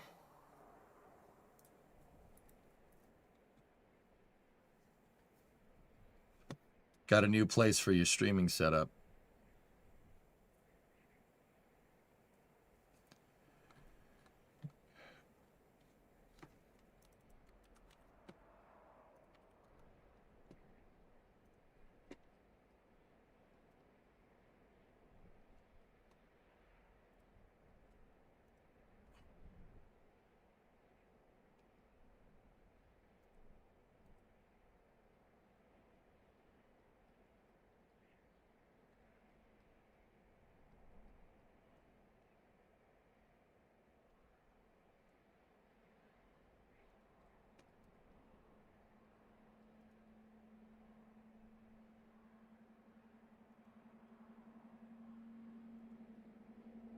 Huh.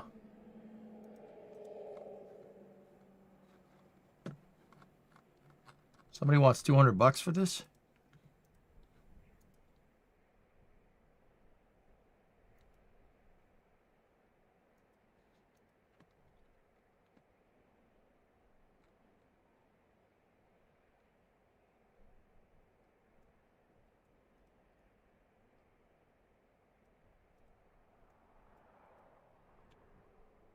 Guys, call me crazy, but those look like underwater training modules.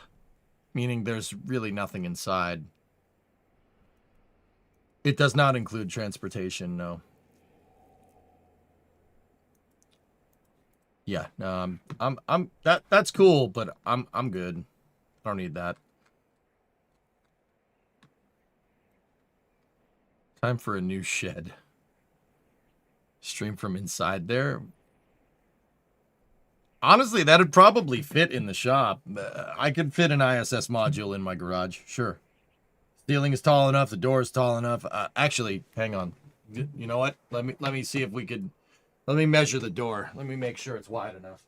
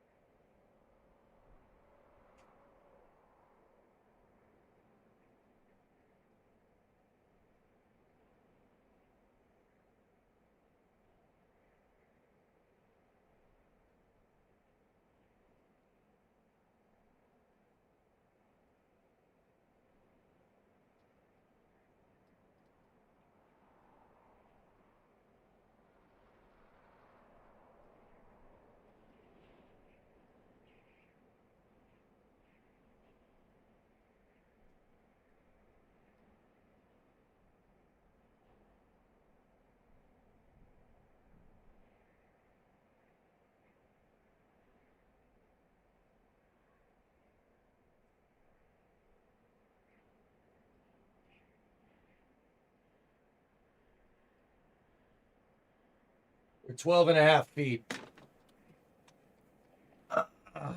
Put it outside as an extension. It's aluminum. I'm not doing that. So if that's an ISS training module, my garage door is about 4 meters. It's 12 feet and change. If it's an ISS module, the shuttle's payload bay is 5. So, yeah, we're too short.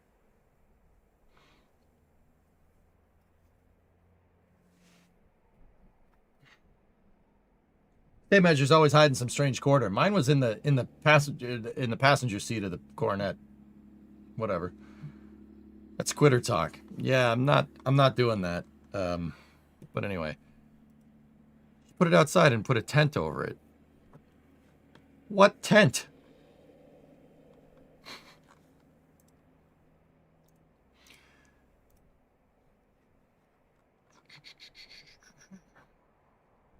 The one that blew away. Dude, I spent the whole weekend restaking that stupid thing. An Elon tent. Yeah. I'm going to become an Artemis truther. Apollo was real, but Artemis wasn't. We need a fake birthday present to ourselves or something. I know you're kidding, Zach, and I still lost respect for you a little bit. just a little bit.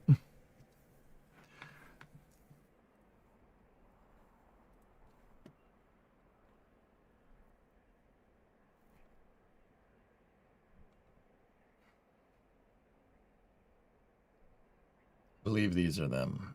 We have to go look.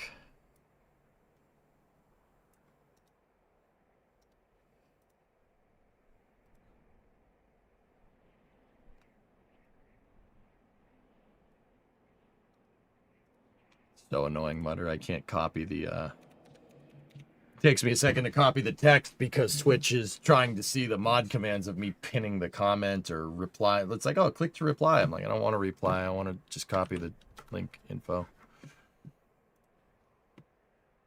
All right, let's take a look.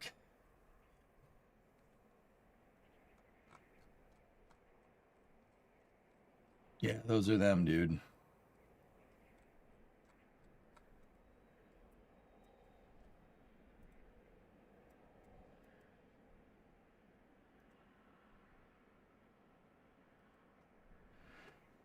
Yeah, nah.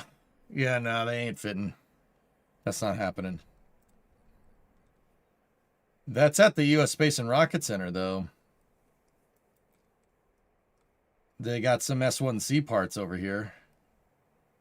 And then there's MLAS right there, which is... All right, that flew. A Skylab docking ring right there. There's all kinds of good stuff in here if you go looking. B1A cockpit. See it back there? It's just chilling. Even Krispy Kreme getting in on the action. Yeah, but Krispy Kreme is dumb, so it's all right. I don't care. So they have the Skylab, a Skylab mock-up that was used for underwater training. The fun thing is that that's a real Saturn V third stage. That's a real one. They converted it for the Skylab missions. That's a real S4B with a serial number. They just took the motor off. You got all kinds of good stuff at Space and Rocket Center. You got Chinook, Atlas missile, Huey. There's a mock-up Saturn V that's vertical and I believe that's a real Saturn 1B, but I'm not sure.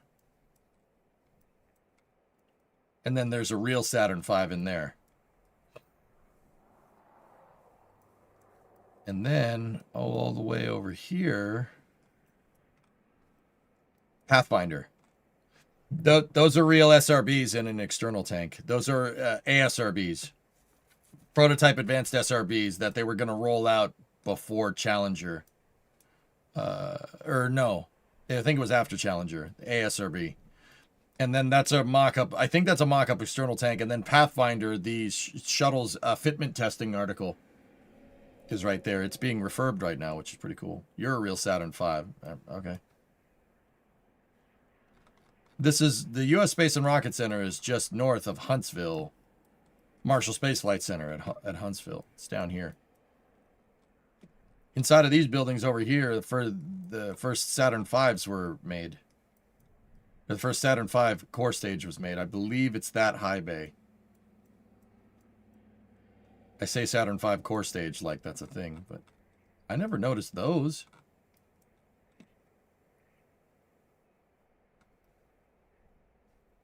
Huh. Have those always been there? Probably. There's over here, there's test stand 4670, where the first time they fired 5 F1 engines in synchronous right there. Blue Origin uses that for BE4 testing now, which is pretty cool. These are that's the Centaur 5 static test stand right there for anybody that cares. Yeah, and Huntsville just has a bunch of stuff, a bunch of propellant tanks and stuff just sitting in dirt roads and stuff. And then there's the Saturn V, that's the Saturn V dynamic test facility. They scrapped that. That building got knocked down. There's a bunch of rocket test stands over here, and then that's the original Saturn I test stand. They blew that up too. And then scrapped the original Saturn I test article, which is dumb. It was structurally compromised. Yeah, I know. Probably, it's almost like we probably shouldn't have left it there. Probably should have used it for, like, other things.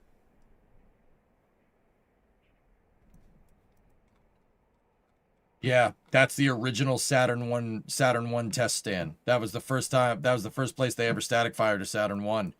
Its test article was sitting next to it for the longest time. And then they scrapped it. Because they're idiots. He's an idiot. Comes from upbringing. Parents are probably idiots too. Who the hell is John F. Kennedy? Yep.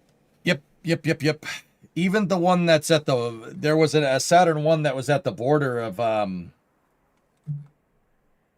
was on the highway near Huntsville, Edmana. It was a real one. Nobody maintained it.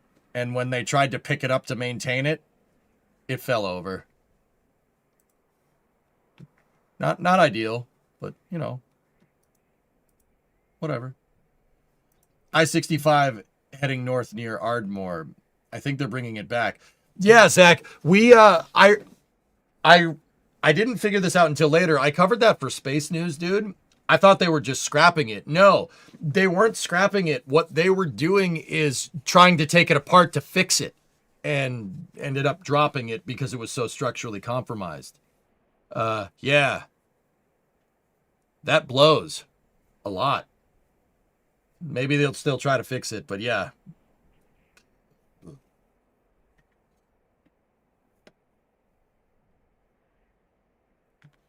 So, yeah, guys, we got a lot of... Dude, honestly, like, I'm thinking about, like, the day here. Looks like SpaceX has opened a new office in Westminster, Maryland, related to Starship COPVs. 4 jobs went up today. Quality inspector in Westminster, Maryland, on site, COPV engineering.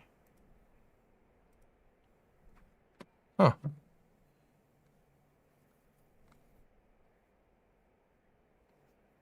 Interesting.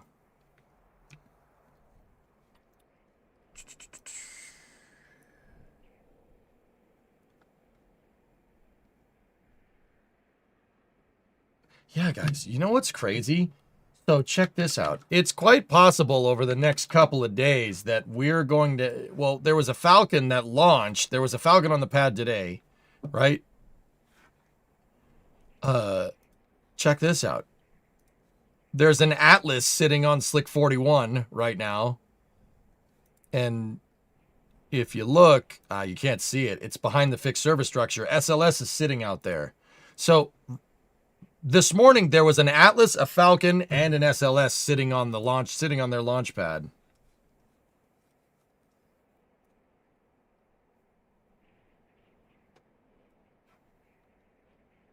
Atlas also scrubbed because of the weather. Yep. Yeah, that was supposed to go over the weekend. It didn't. Yeah, that Atlas launch is scheduled to go next Saturday, Lee. It's quite possible here that we will have, at some point, an SLS, a Falcon, an Atlas, and a New Glenn sitting on the pad, you know, if the timelines converge. Said it before, I'll say it again, deferred maintenance is a death sentence.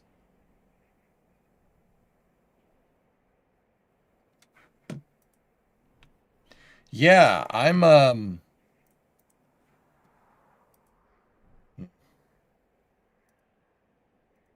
yeah, I'm not, yeah, I have thoughts, but it's not, we can just be quiet.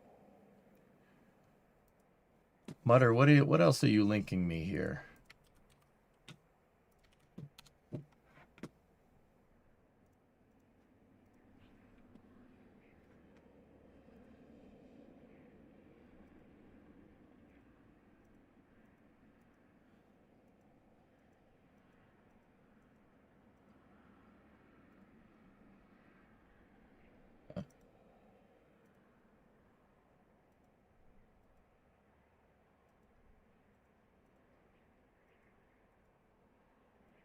Seems to be in pretty decent condition.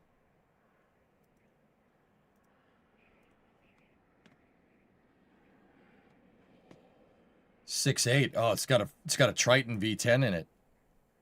Oh. Oh.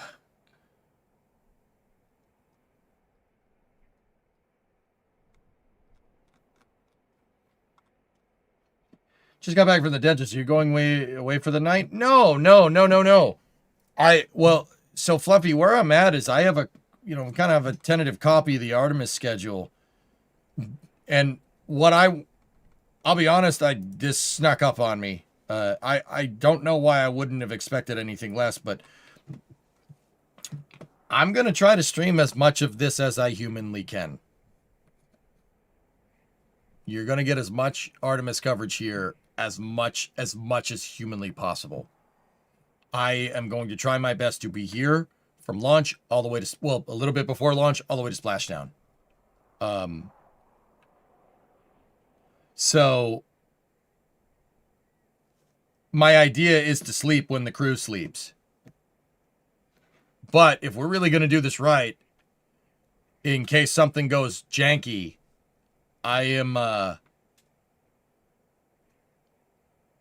in case something goes janky, I don't want to be far from the computer.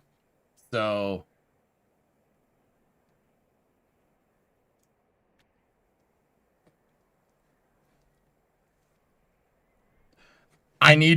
Fluffy, I need to plan this sucker. We got to plan it out. Super hyped for the launch. You're a bit nervous. I'll be watching here as much as you can. Well, I'll be here.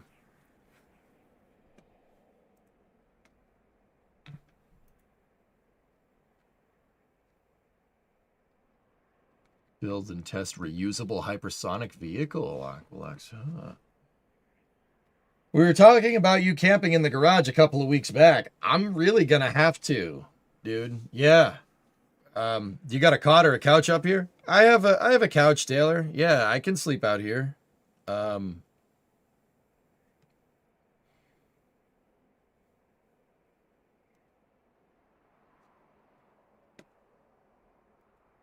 Yeah, I got to stock the fridge. I got to get propane.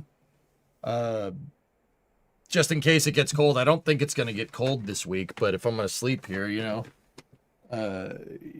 be good to heat it up before I do that. I have a bunch of stuff. There's a bunch of car parts sitting on my couch. Shouldn't we get caught up on space news? No, we shouldn't, because I'm Creeper. I have literally just said multiple times while you've been here that I'm planning on streaming basically for the next week straight. I think that warrants a little bit more attention, dude.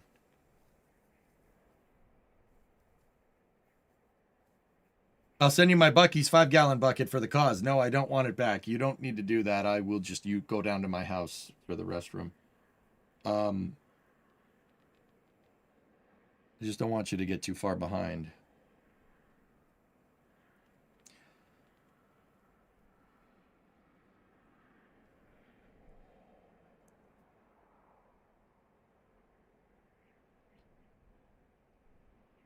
Yeah, I'm gonna need to stock up, dude. I'm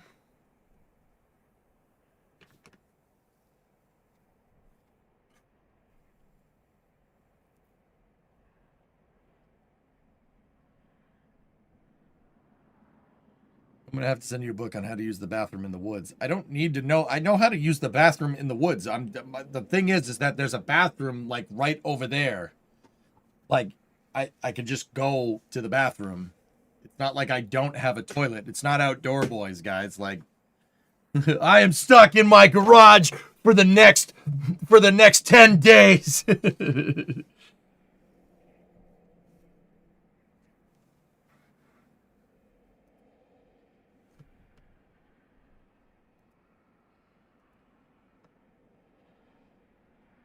An Uo shed. That's what everybody said when I first proposed this idea.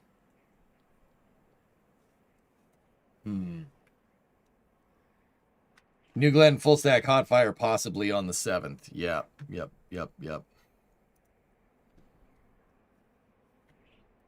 Yeah, because I mean, Creeper, we'll do this news now so I could show here, right here. You guys, I'm probably set no expectations, just on a side note. Set no expectations for the stream tomorrow. I might have to prep. I might have to spend the day just making sure that everything is good. Especially if I'm going to try to cram all the preparations into one day. I'm talking a full marathon stream. I'm not missing this. I'm not missing any of the Artemis missions. The hell with that. Like I said, we're going back to the moon. I get it. It's just a flyby. That doesn't matter. Squeak, wish me luck on the 4 for this week. I just saw Falcon 9 from the visitor center and will be in Titusville through the weekend. Good luck. Yeah, that's GS2 right there. That second Glen Stage 2 is on the static fire test stand. Their second stage static fire test stand. There's another one over there. And then Never Tell Me the Odds has another stage attached to it.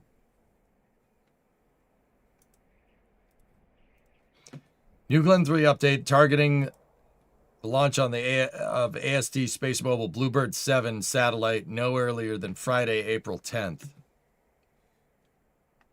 That is when they land if they launch on the 1st. Oh, crap.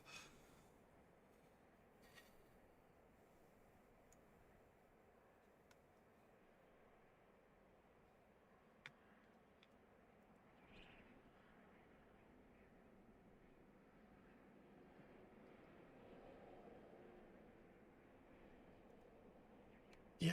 Oh my goodness. I'm thinking too much about how the heck I'm going to do this.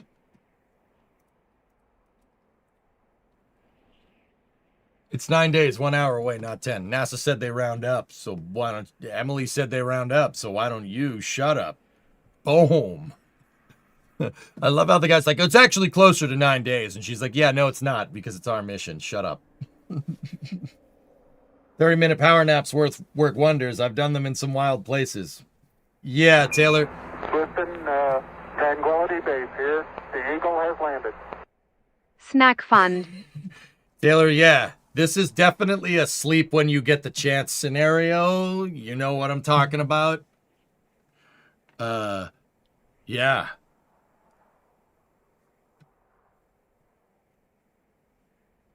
took a vacation for Artemis, and hours after the return, I have to get to Austria for your skiing trip.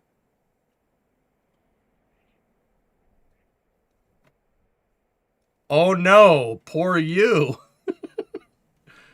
White monsters is what you crave. Nah, we'll do it all with coffee, rocket science. That's how they did it in Mission Control in the 60s. We're doing it with coffee. Don't worry. I have a coffee machine right here.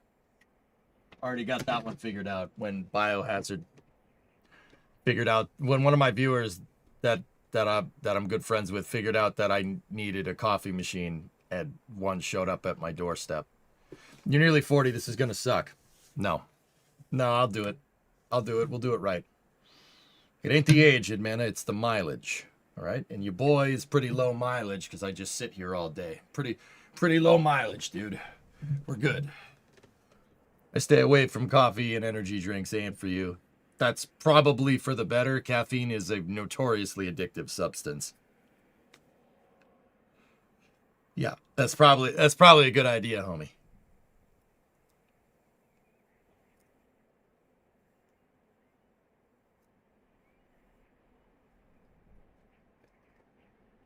I fell asleep at my computer desk for 4 hours last night, then watched Invincible until the sun rose up.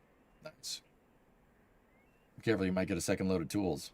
I don't need a second load of tools. Brother, I literally got every tool under the sun. The only tools that I'm really missing at this point, Geeson, are a lift. And Chad has already given money for a lift. Or a hoist is what you guys would call it.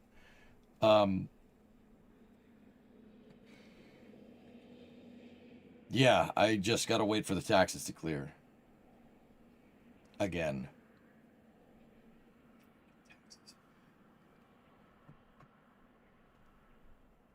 Are we going to cook in the garage too? I have a microwave and an air fryer out here, oh hydrogen, yes. Yeah. Got a microwave and an air fryer, dude. I'm going to have to clean up my whole kitchenette, dude, if we're going to use it. I have a kitchenette and I have a couch and a bunch of, yeah, like you could live out here. You live out here, we would need a porta potty or just go poop in the woods, you know, whatever.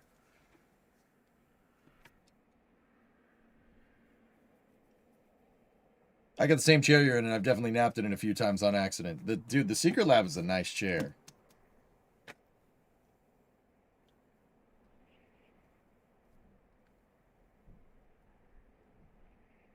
Who's writing all the stuff that he needs down? Making a mental note. Don't you have a house that's close? Yeah. Well, Swillfish, the idea is that I want to be close during all phases of the mission. I basically want to, yeah, I want to stay close. So in case something goes weird, like if there's a sleeping period, right? And something happens, you know. Man, now I got to clean up the shop. Huh.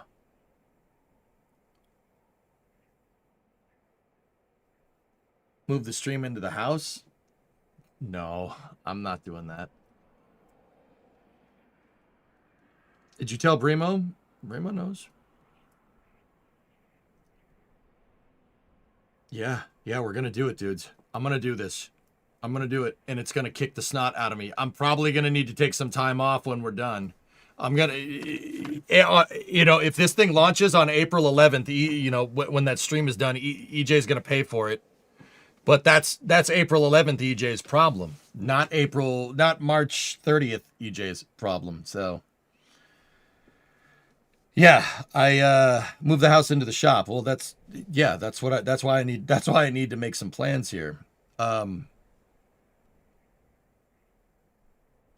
You'll send the Nat Geo to my garage. Nice. Future EJ will be a better man. Yep. So you're saying you need a guest house built into the garage attached? No, that's not what I'm saying at all. I'm saying I have enough out here to basically camp in my garage for the entire duration of the stream. Yeah,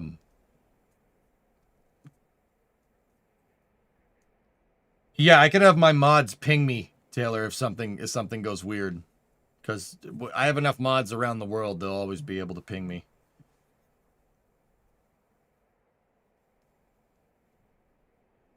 Are you not doing anything with NSF? Brandon, I signed up for it, dude. They haven't really assigned stuff yet, which is weird.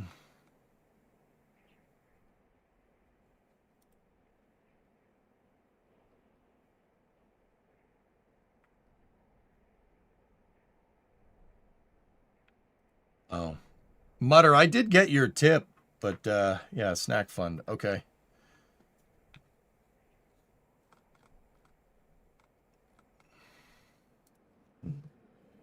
Shop cleaning stream. I'd rather do it. Well, Bill, if I had thought about this a little bit more to give myself more time, I probably would have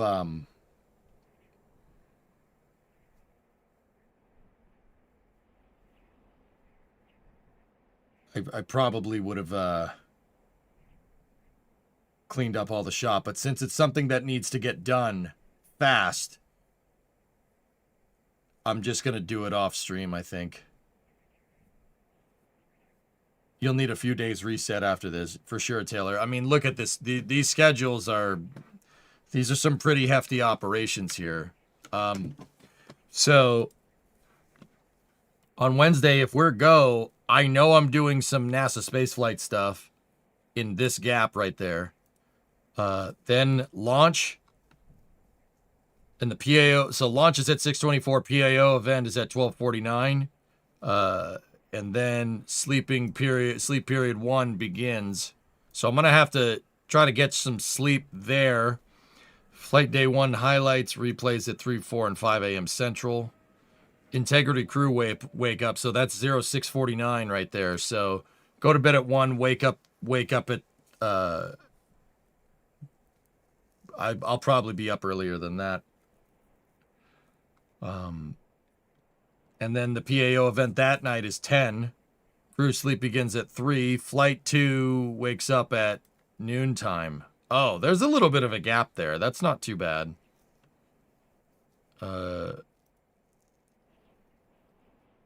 Yeah, that actually isn't too bad.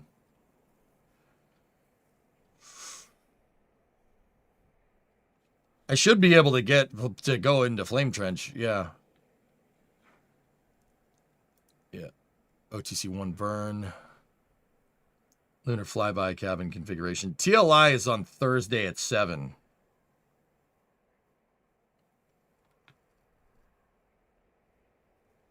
Thanks, Brandon. I appreciate that, man. Yeah.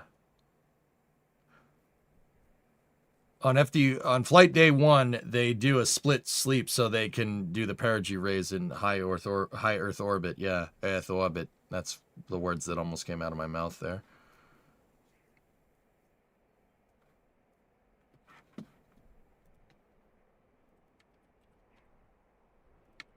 Yeah, dudes, I'm gonna have to spend a lot of tomorrow preparing here. So don't count on any games tomorrow. We'll probably do space news, and I'll probably check in with you guys before we actually get to doing this. So Creeper, I'm probably gonna do a space news tomorrow, and probably that's it. Yeah, we'll probably get all caught up. Thank you once again for compiling all the links. Yeah. Sleep 8.5 hours, sleep 8.5 hours, sleep 8.5 hours. Yeah. Quarantine streams. 16-hour streams. Press conference is at 1 p.m. tomorrow. Well, I'm going to be here for that, Phil, so yeah. 4 people in a small capsule for about 10 days at Patchix, yeah. Orion has about the same internal volume as Apollo, as the CSM did. Probably a little bit more. But Apollo has, the Orion capsule has a lot more stuff on board, like a toilet, for instance. Yes, you heard that right. The Apollo CSM did not have a toilet. They gave them a bunch of Ziploc bags because it was lighter. And that, think about that, microgravity, that ended about as good as you think it did.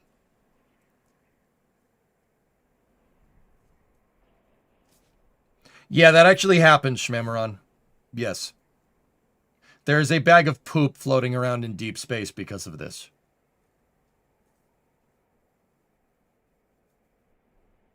That's not one of mine. Yep. I hope you had your fiber.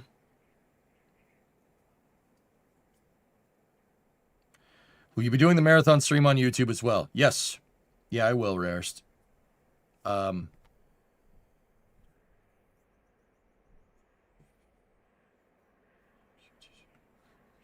Yeah, see, they split. That's what, yeah.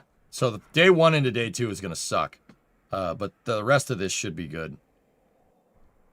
I hope you didn't have too much fiber. Yeah, right?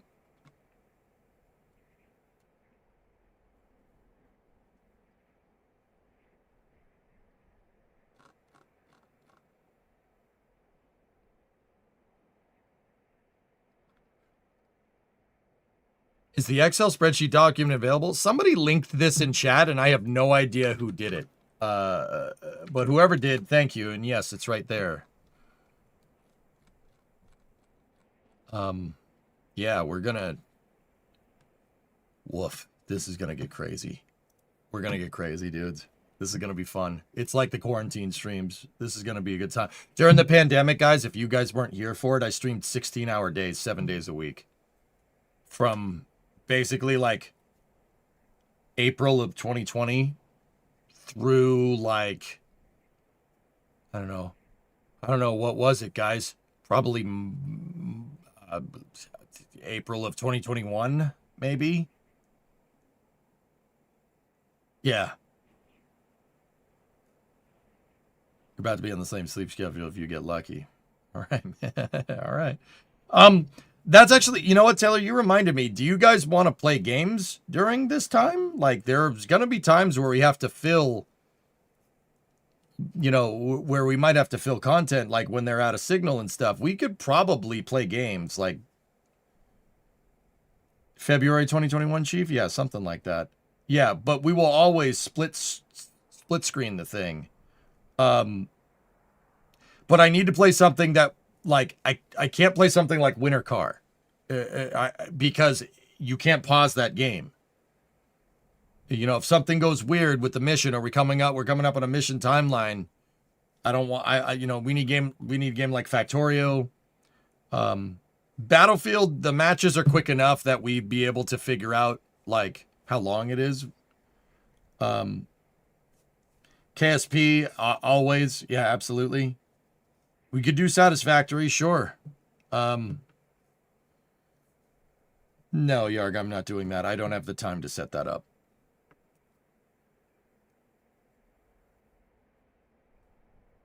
Have you tried replicating Artemis II in KSP yet? That can be part of the fun.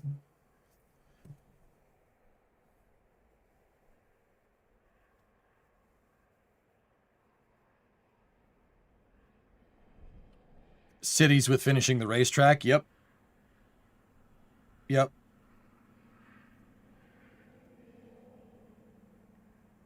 Carol, you're going to be jumping back and forth between here and NSF. Yeah. Will there be 24/7 live coverage from NASA? Yes, but that's really pending connection issues, Reddit.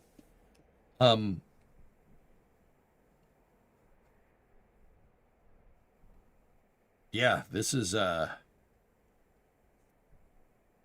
document is from NASA itself, but it's been imported into Google Sheets. Okay, cool. Yeah, I think we'll center around Kerbal, obviously. Kerbal, Factorio, and cities. I think between those three, I should have enough. There should be enough content here.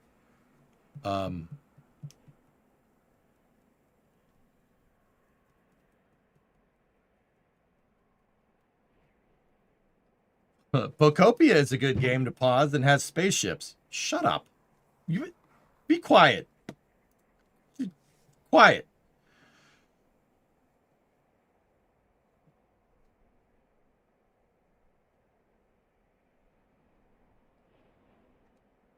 I'm not playing Propecia or Panda Bear or Patamame or whatever the hell it's called. We're not doing that.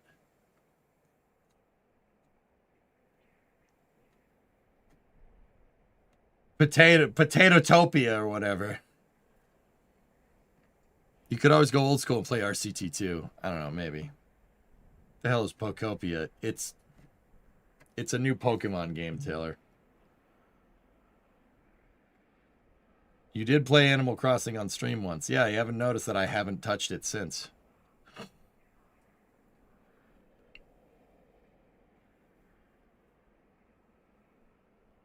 Yeah, Formic, I think we got a good set of games.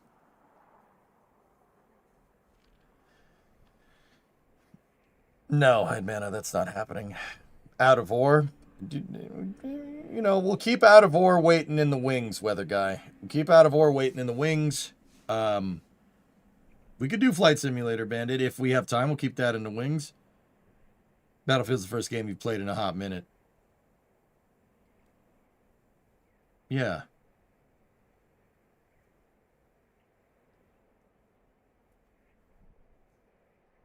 %80 go for the first window, Dino.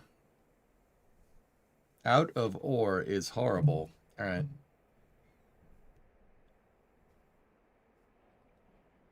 But Brimo can't. Brimo's going to be working. Brimo has a job. Remember?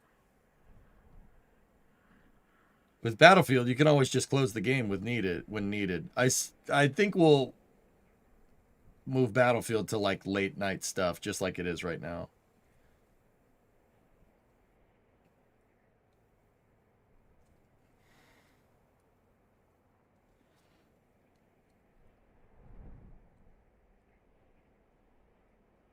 Yeah, man. We're doing this, dudes. I don't have the schedule like totally figured out in my head, but we're going to do it.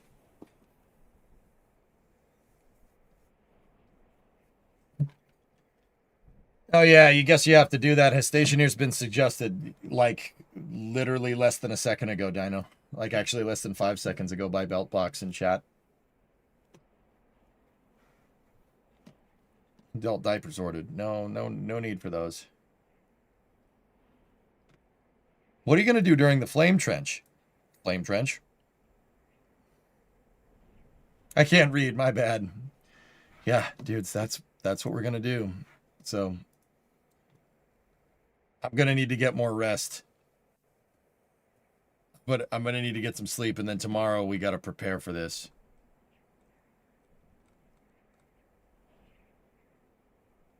It's also, oh, Easter weekend. Yeah, I know. What are you going to do?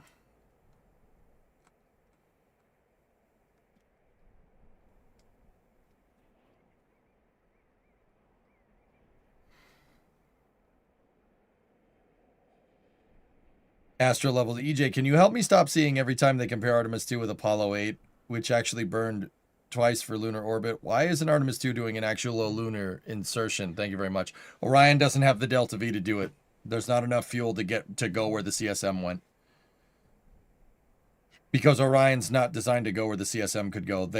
With Orion's architecture, Astro levels, the short story is that they wanted a bigger lander and a smaller service module. Somebody somewhere thought that was a better idea, which it's not, but yeah. So they're only flying by the moon. Yeah, you won't be around on Sunday.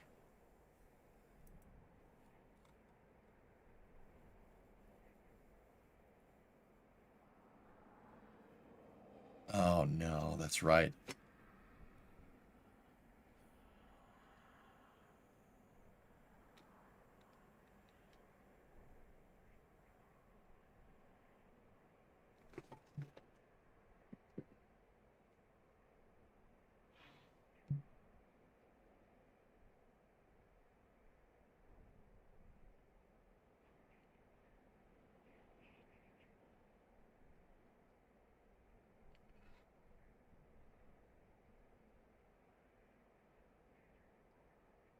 Yeah, guys, I'd need to take April 5th. We would need to take April 5th, so that'd be 1 day off over the next, like, 10 days. I already committed to a party. Already committed to a party, then.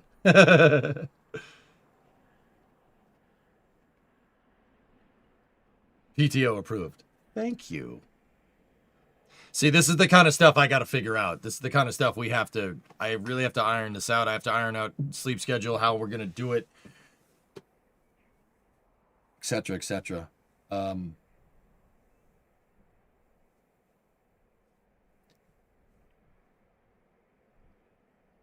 Denied. Yeah, dude. You're in your late 30s. You could flake. Nah, not this one.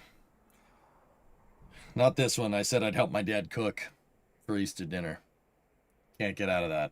I'm not gonna do that to my dad. He would that would end very poorly.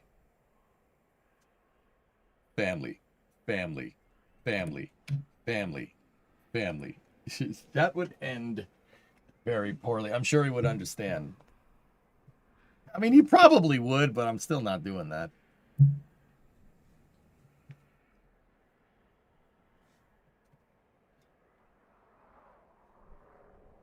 At the risk of sounding like Vin Diesel, there's only one thing I like more than spaceflight, and that is family.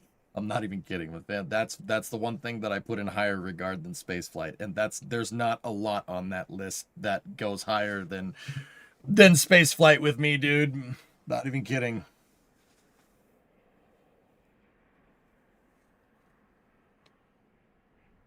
Yeah, Yarg, that's most likely the thing, but he's not going to because he has to cook, and I'm not going to because I have to help him, so.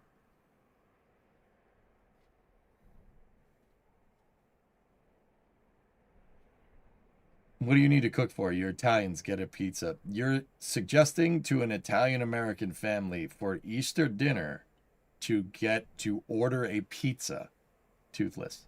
That you just want to be very clear here that that's what you're suggesting.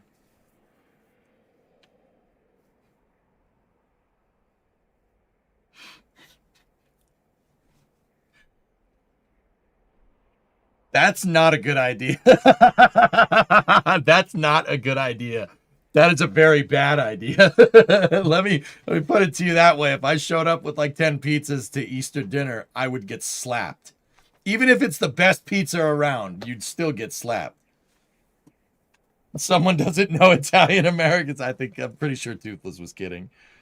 Yeah, Michigan. That is not a good idea. Like, that's a bad idea. Honestly, forgot Easter was a thing. So did I, dude.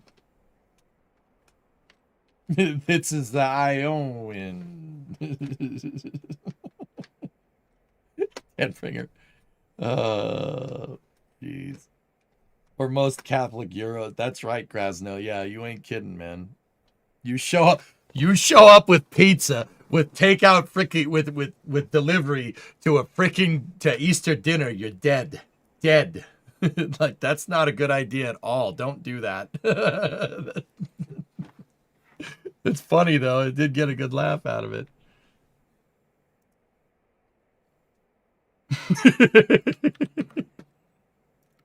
We saw this on stream the other day. Oh my goodness.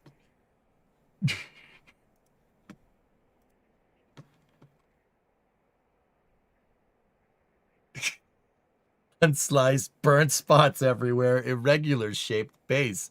Random leaves probably taken from a bush outside or something. Yeah. Yeah, because it would have been grown in the garden. Blobs of cheese, that's mozzarella. Uneven sauce, expensive. Mamma mia, I burned the pizza. Perfect round base. Plenty of toppings. Lots of cheese spread through. Cooked to perfection. Inexpensive.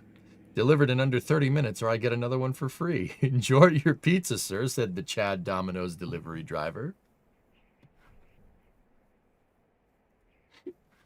So fucked up.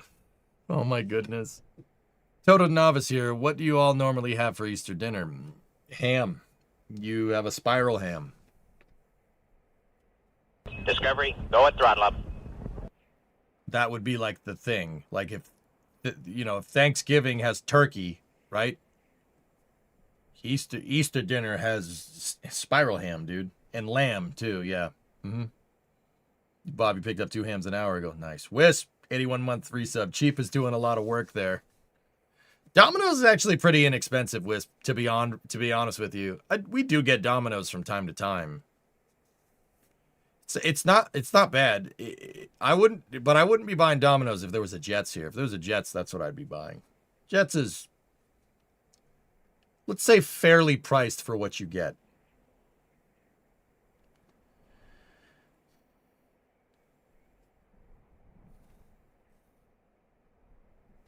Beef for all holidays. I'm not gonna say that I don't have a brisket ready to go.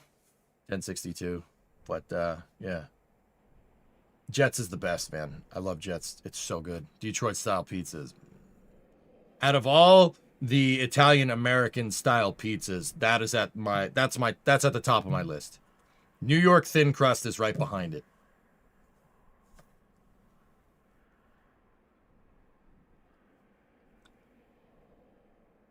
Like, Detroit's my favorite. Chicago is okay. It's pretty good.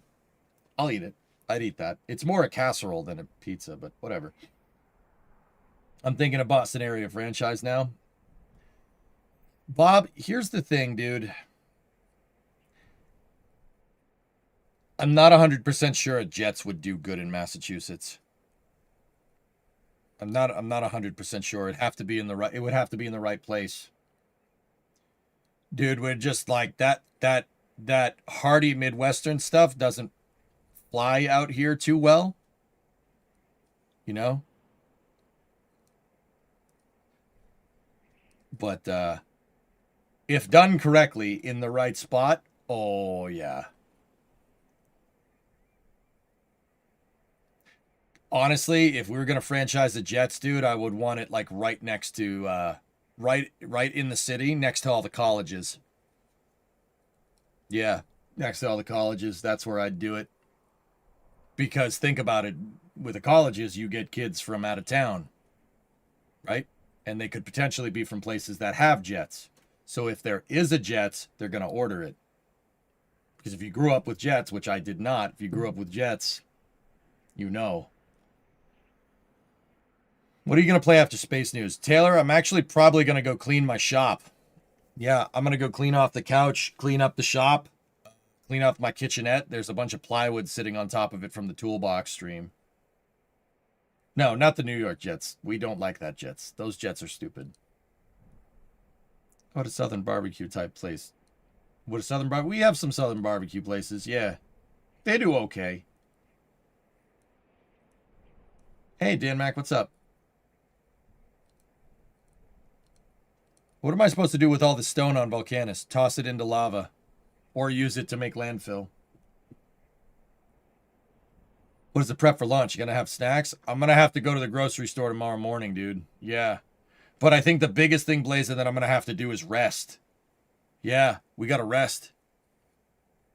This is the first night is going to be terrible.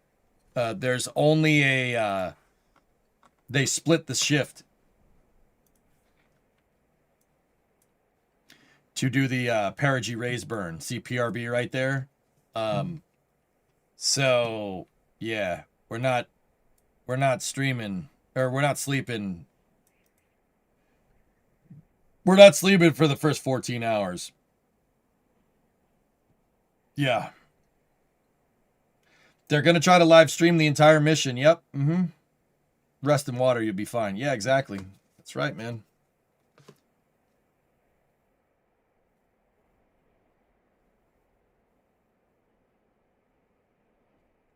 I mean, how stupid can 2 free wins a season basically be? Touche. What time is crew wake up? On launch day? Suit up for the crew starts at 12:40, so 20 to 1. Hey, Def, what's going on, man? That overview timeline has been updated, by the way. Okay. I don't understand how, but all right. Yeah, they're going to wake up 8 hours before launch. Yep.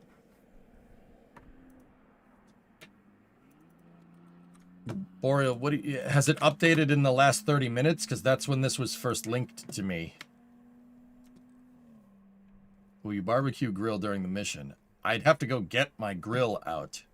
It's still packed up.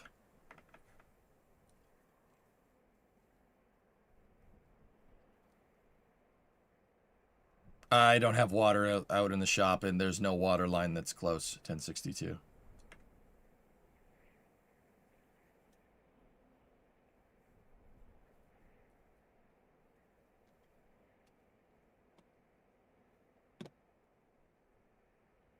Do you guys still have snow? All the snow is gone. Yeah. The only snow that's left are the big piles of snow that are in parking lots. If you live where it snows, you know what I'm talking about.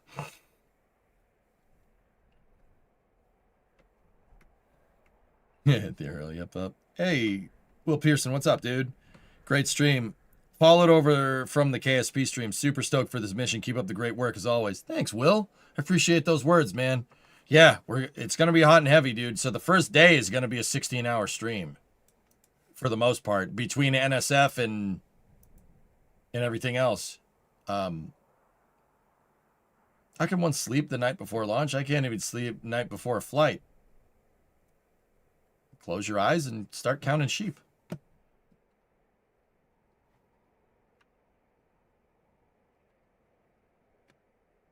See, on day 2... Yeah. Integrity crew wake up at 0600, 0649.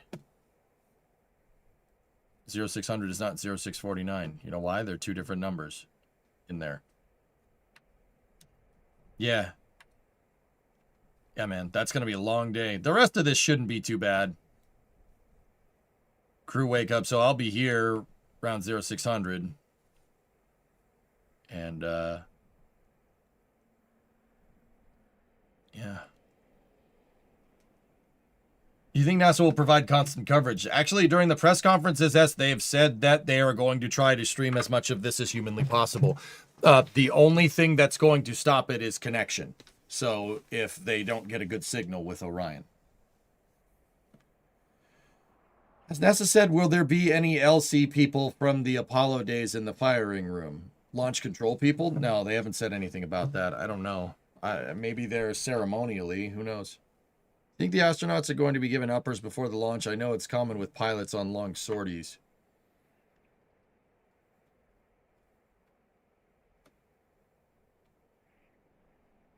I don't know, and I think even if they were deaf, they wouldn't tell us. Do they have a private part of the capsule to use the facilities? There's a bathroom and a shower. There's a toilet and a curtain. Yes, like Dragon. They'll probably switch the cameras to external when someone needs to take a dump yard, just like they do with Dragon. Should you be live early, I'll get to watch all at the gym instead of dreading it. Yeah, there you go. What are uppers? Drugs.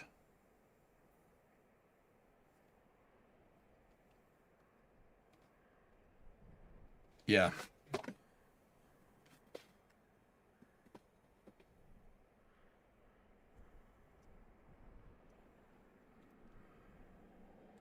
All right, guys. Well, so tomorrow we'll do a big space news so we can get caught up on all the different space news. Today is me kind of scrambling because I just realized what I just signed up for. This is going to get crazy.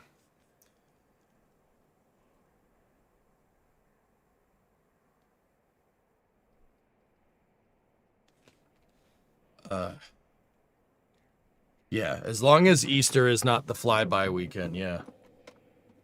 What did you sign up for? Tan, I'm going to do some of the countdown to launch, at least, I think, for NSF. And then the rest of this, I'm going to stream as much of this as humanly possible. And my thing is, I want to sleep when the crew sleeps. But here's the thing. If I'm going to sleep when the crew sleeps, I don't want to be far from the computer just in case something goes weird, right? Uppers is the military. Uppers for the military is usually a huge dose of Adderall. Yeah. Yeah, uppers. Yeah, I know. Yeah. Yeah. Yeah.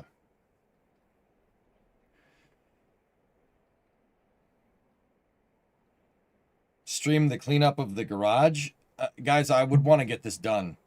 You can't see me. This is not like one of those things where this is just, yeah, I need to get this done because I'm scrambling because I did get a lot of sleep over the weekend, but I knew my brain didn't really rationalize what this actually is. I kind of thought like I'm going to stream as much of this as possible, but if we're really going to do that and sleep when the crew sleeps in the garage, this is going to get a little involved. I'm woefully unprepared to do this right now. I might need tomorrow to do it.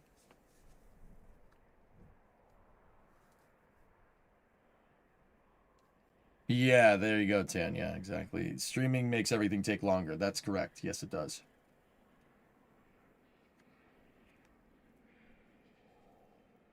I mean, you don't need to sleep in the garage. You're close enough. So, Shaw, but here's how I see it. If I don't sleep in the garage, I'm not going to have the NASA stream up while Bree is trying to sleep next to me. You know what I mean? How's KSP? Good, RJ. We started work on the gantry crane, on the MST gantry crane. Yes, Hibbit. That's correct. So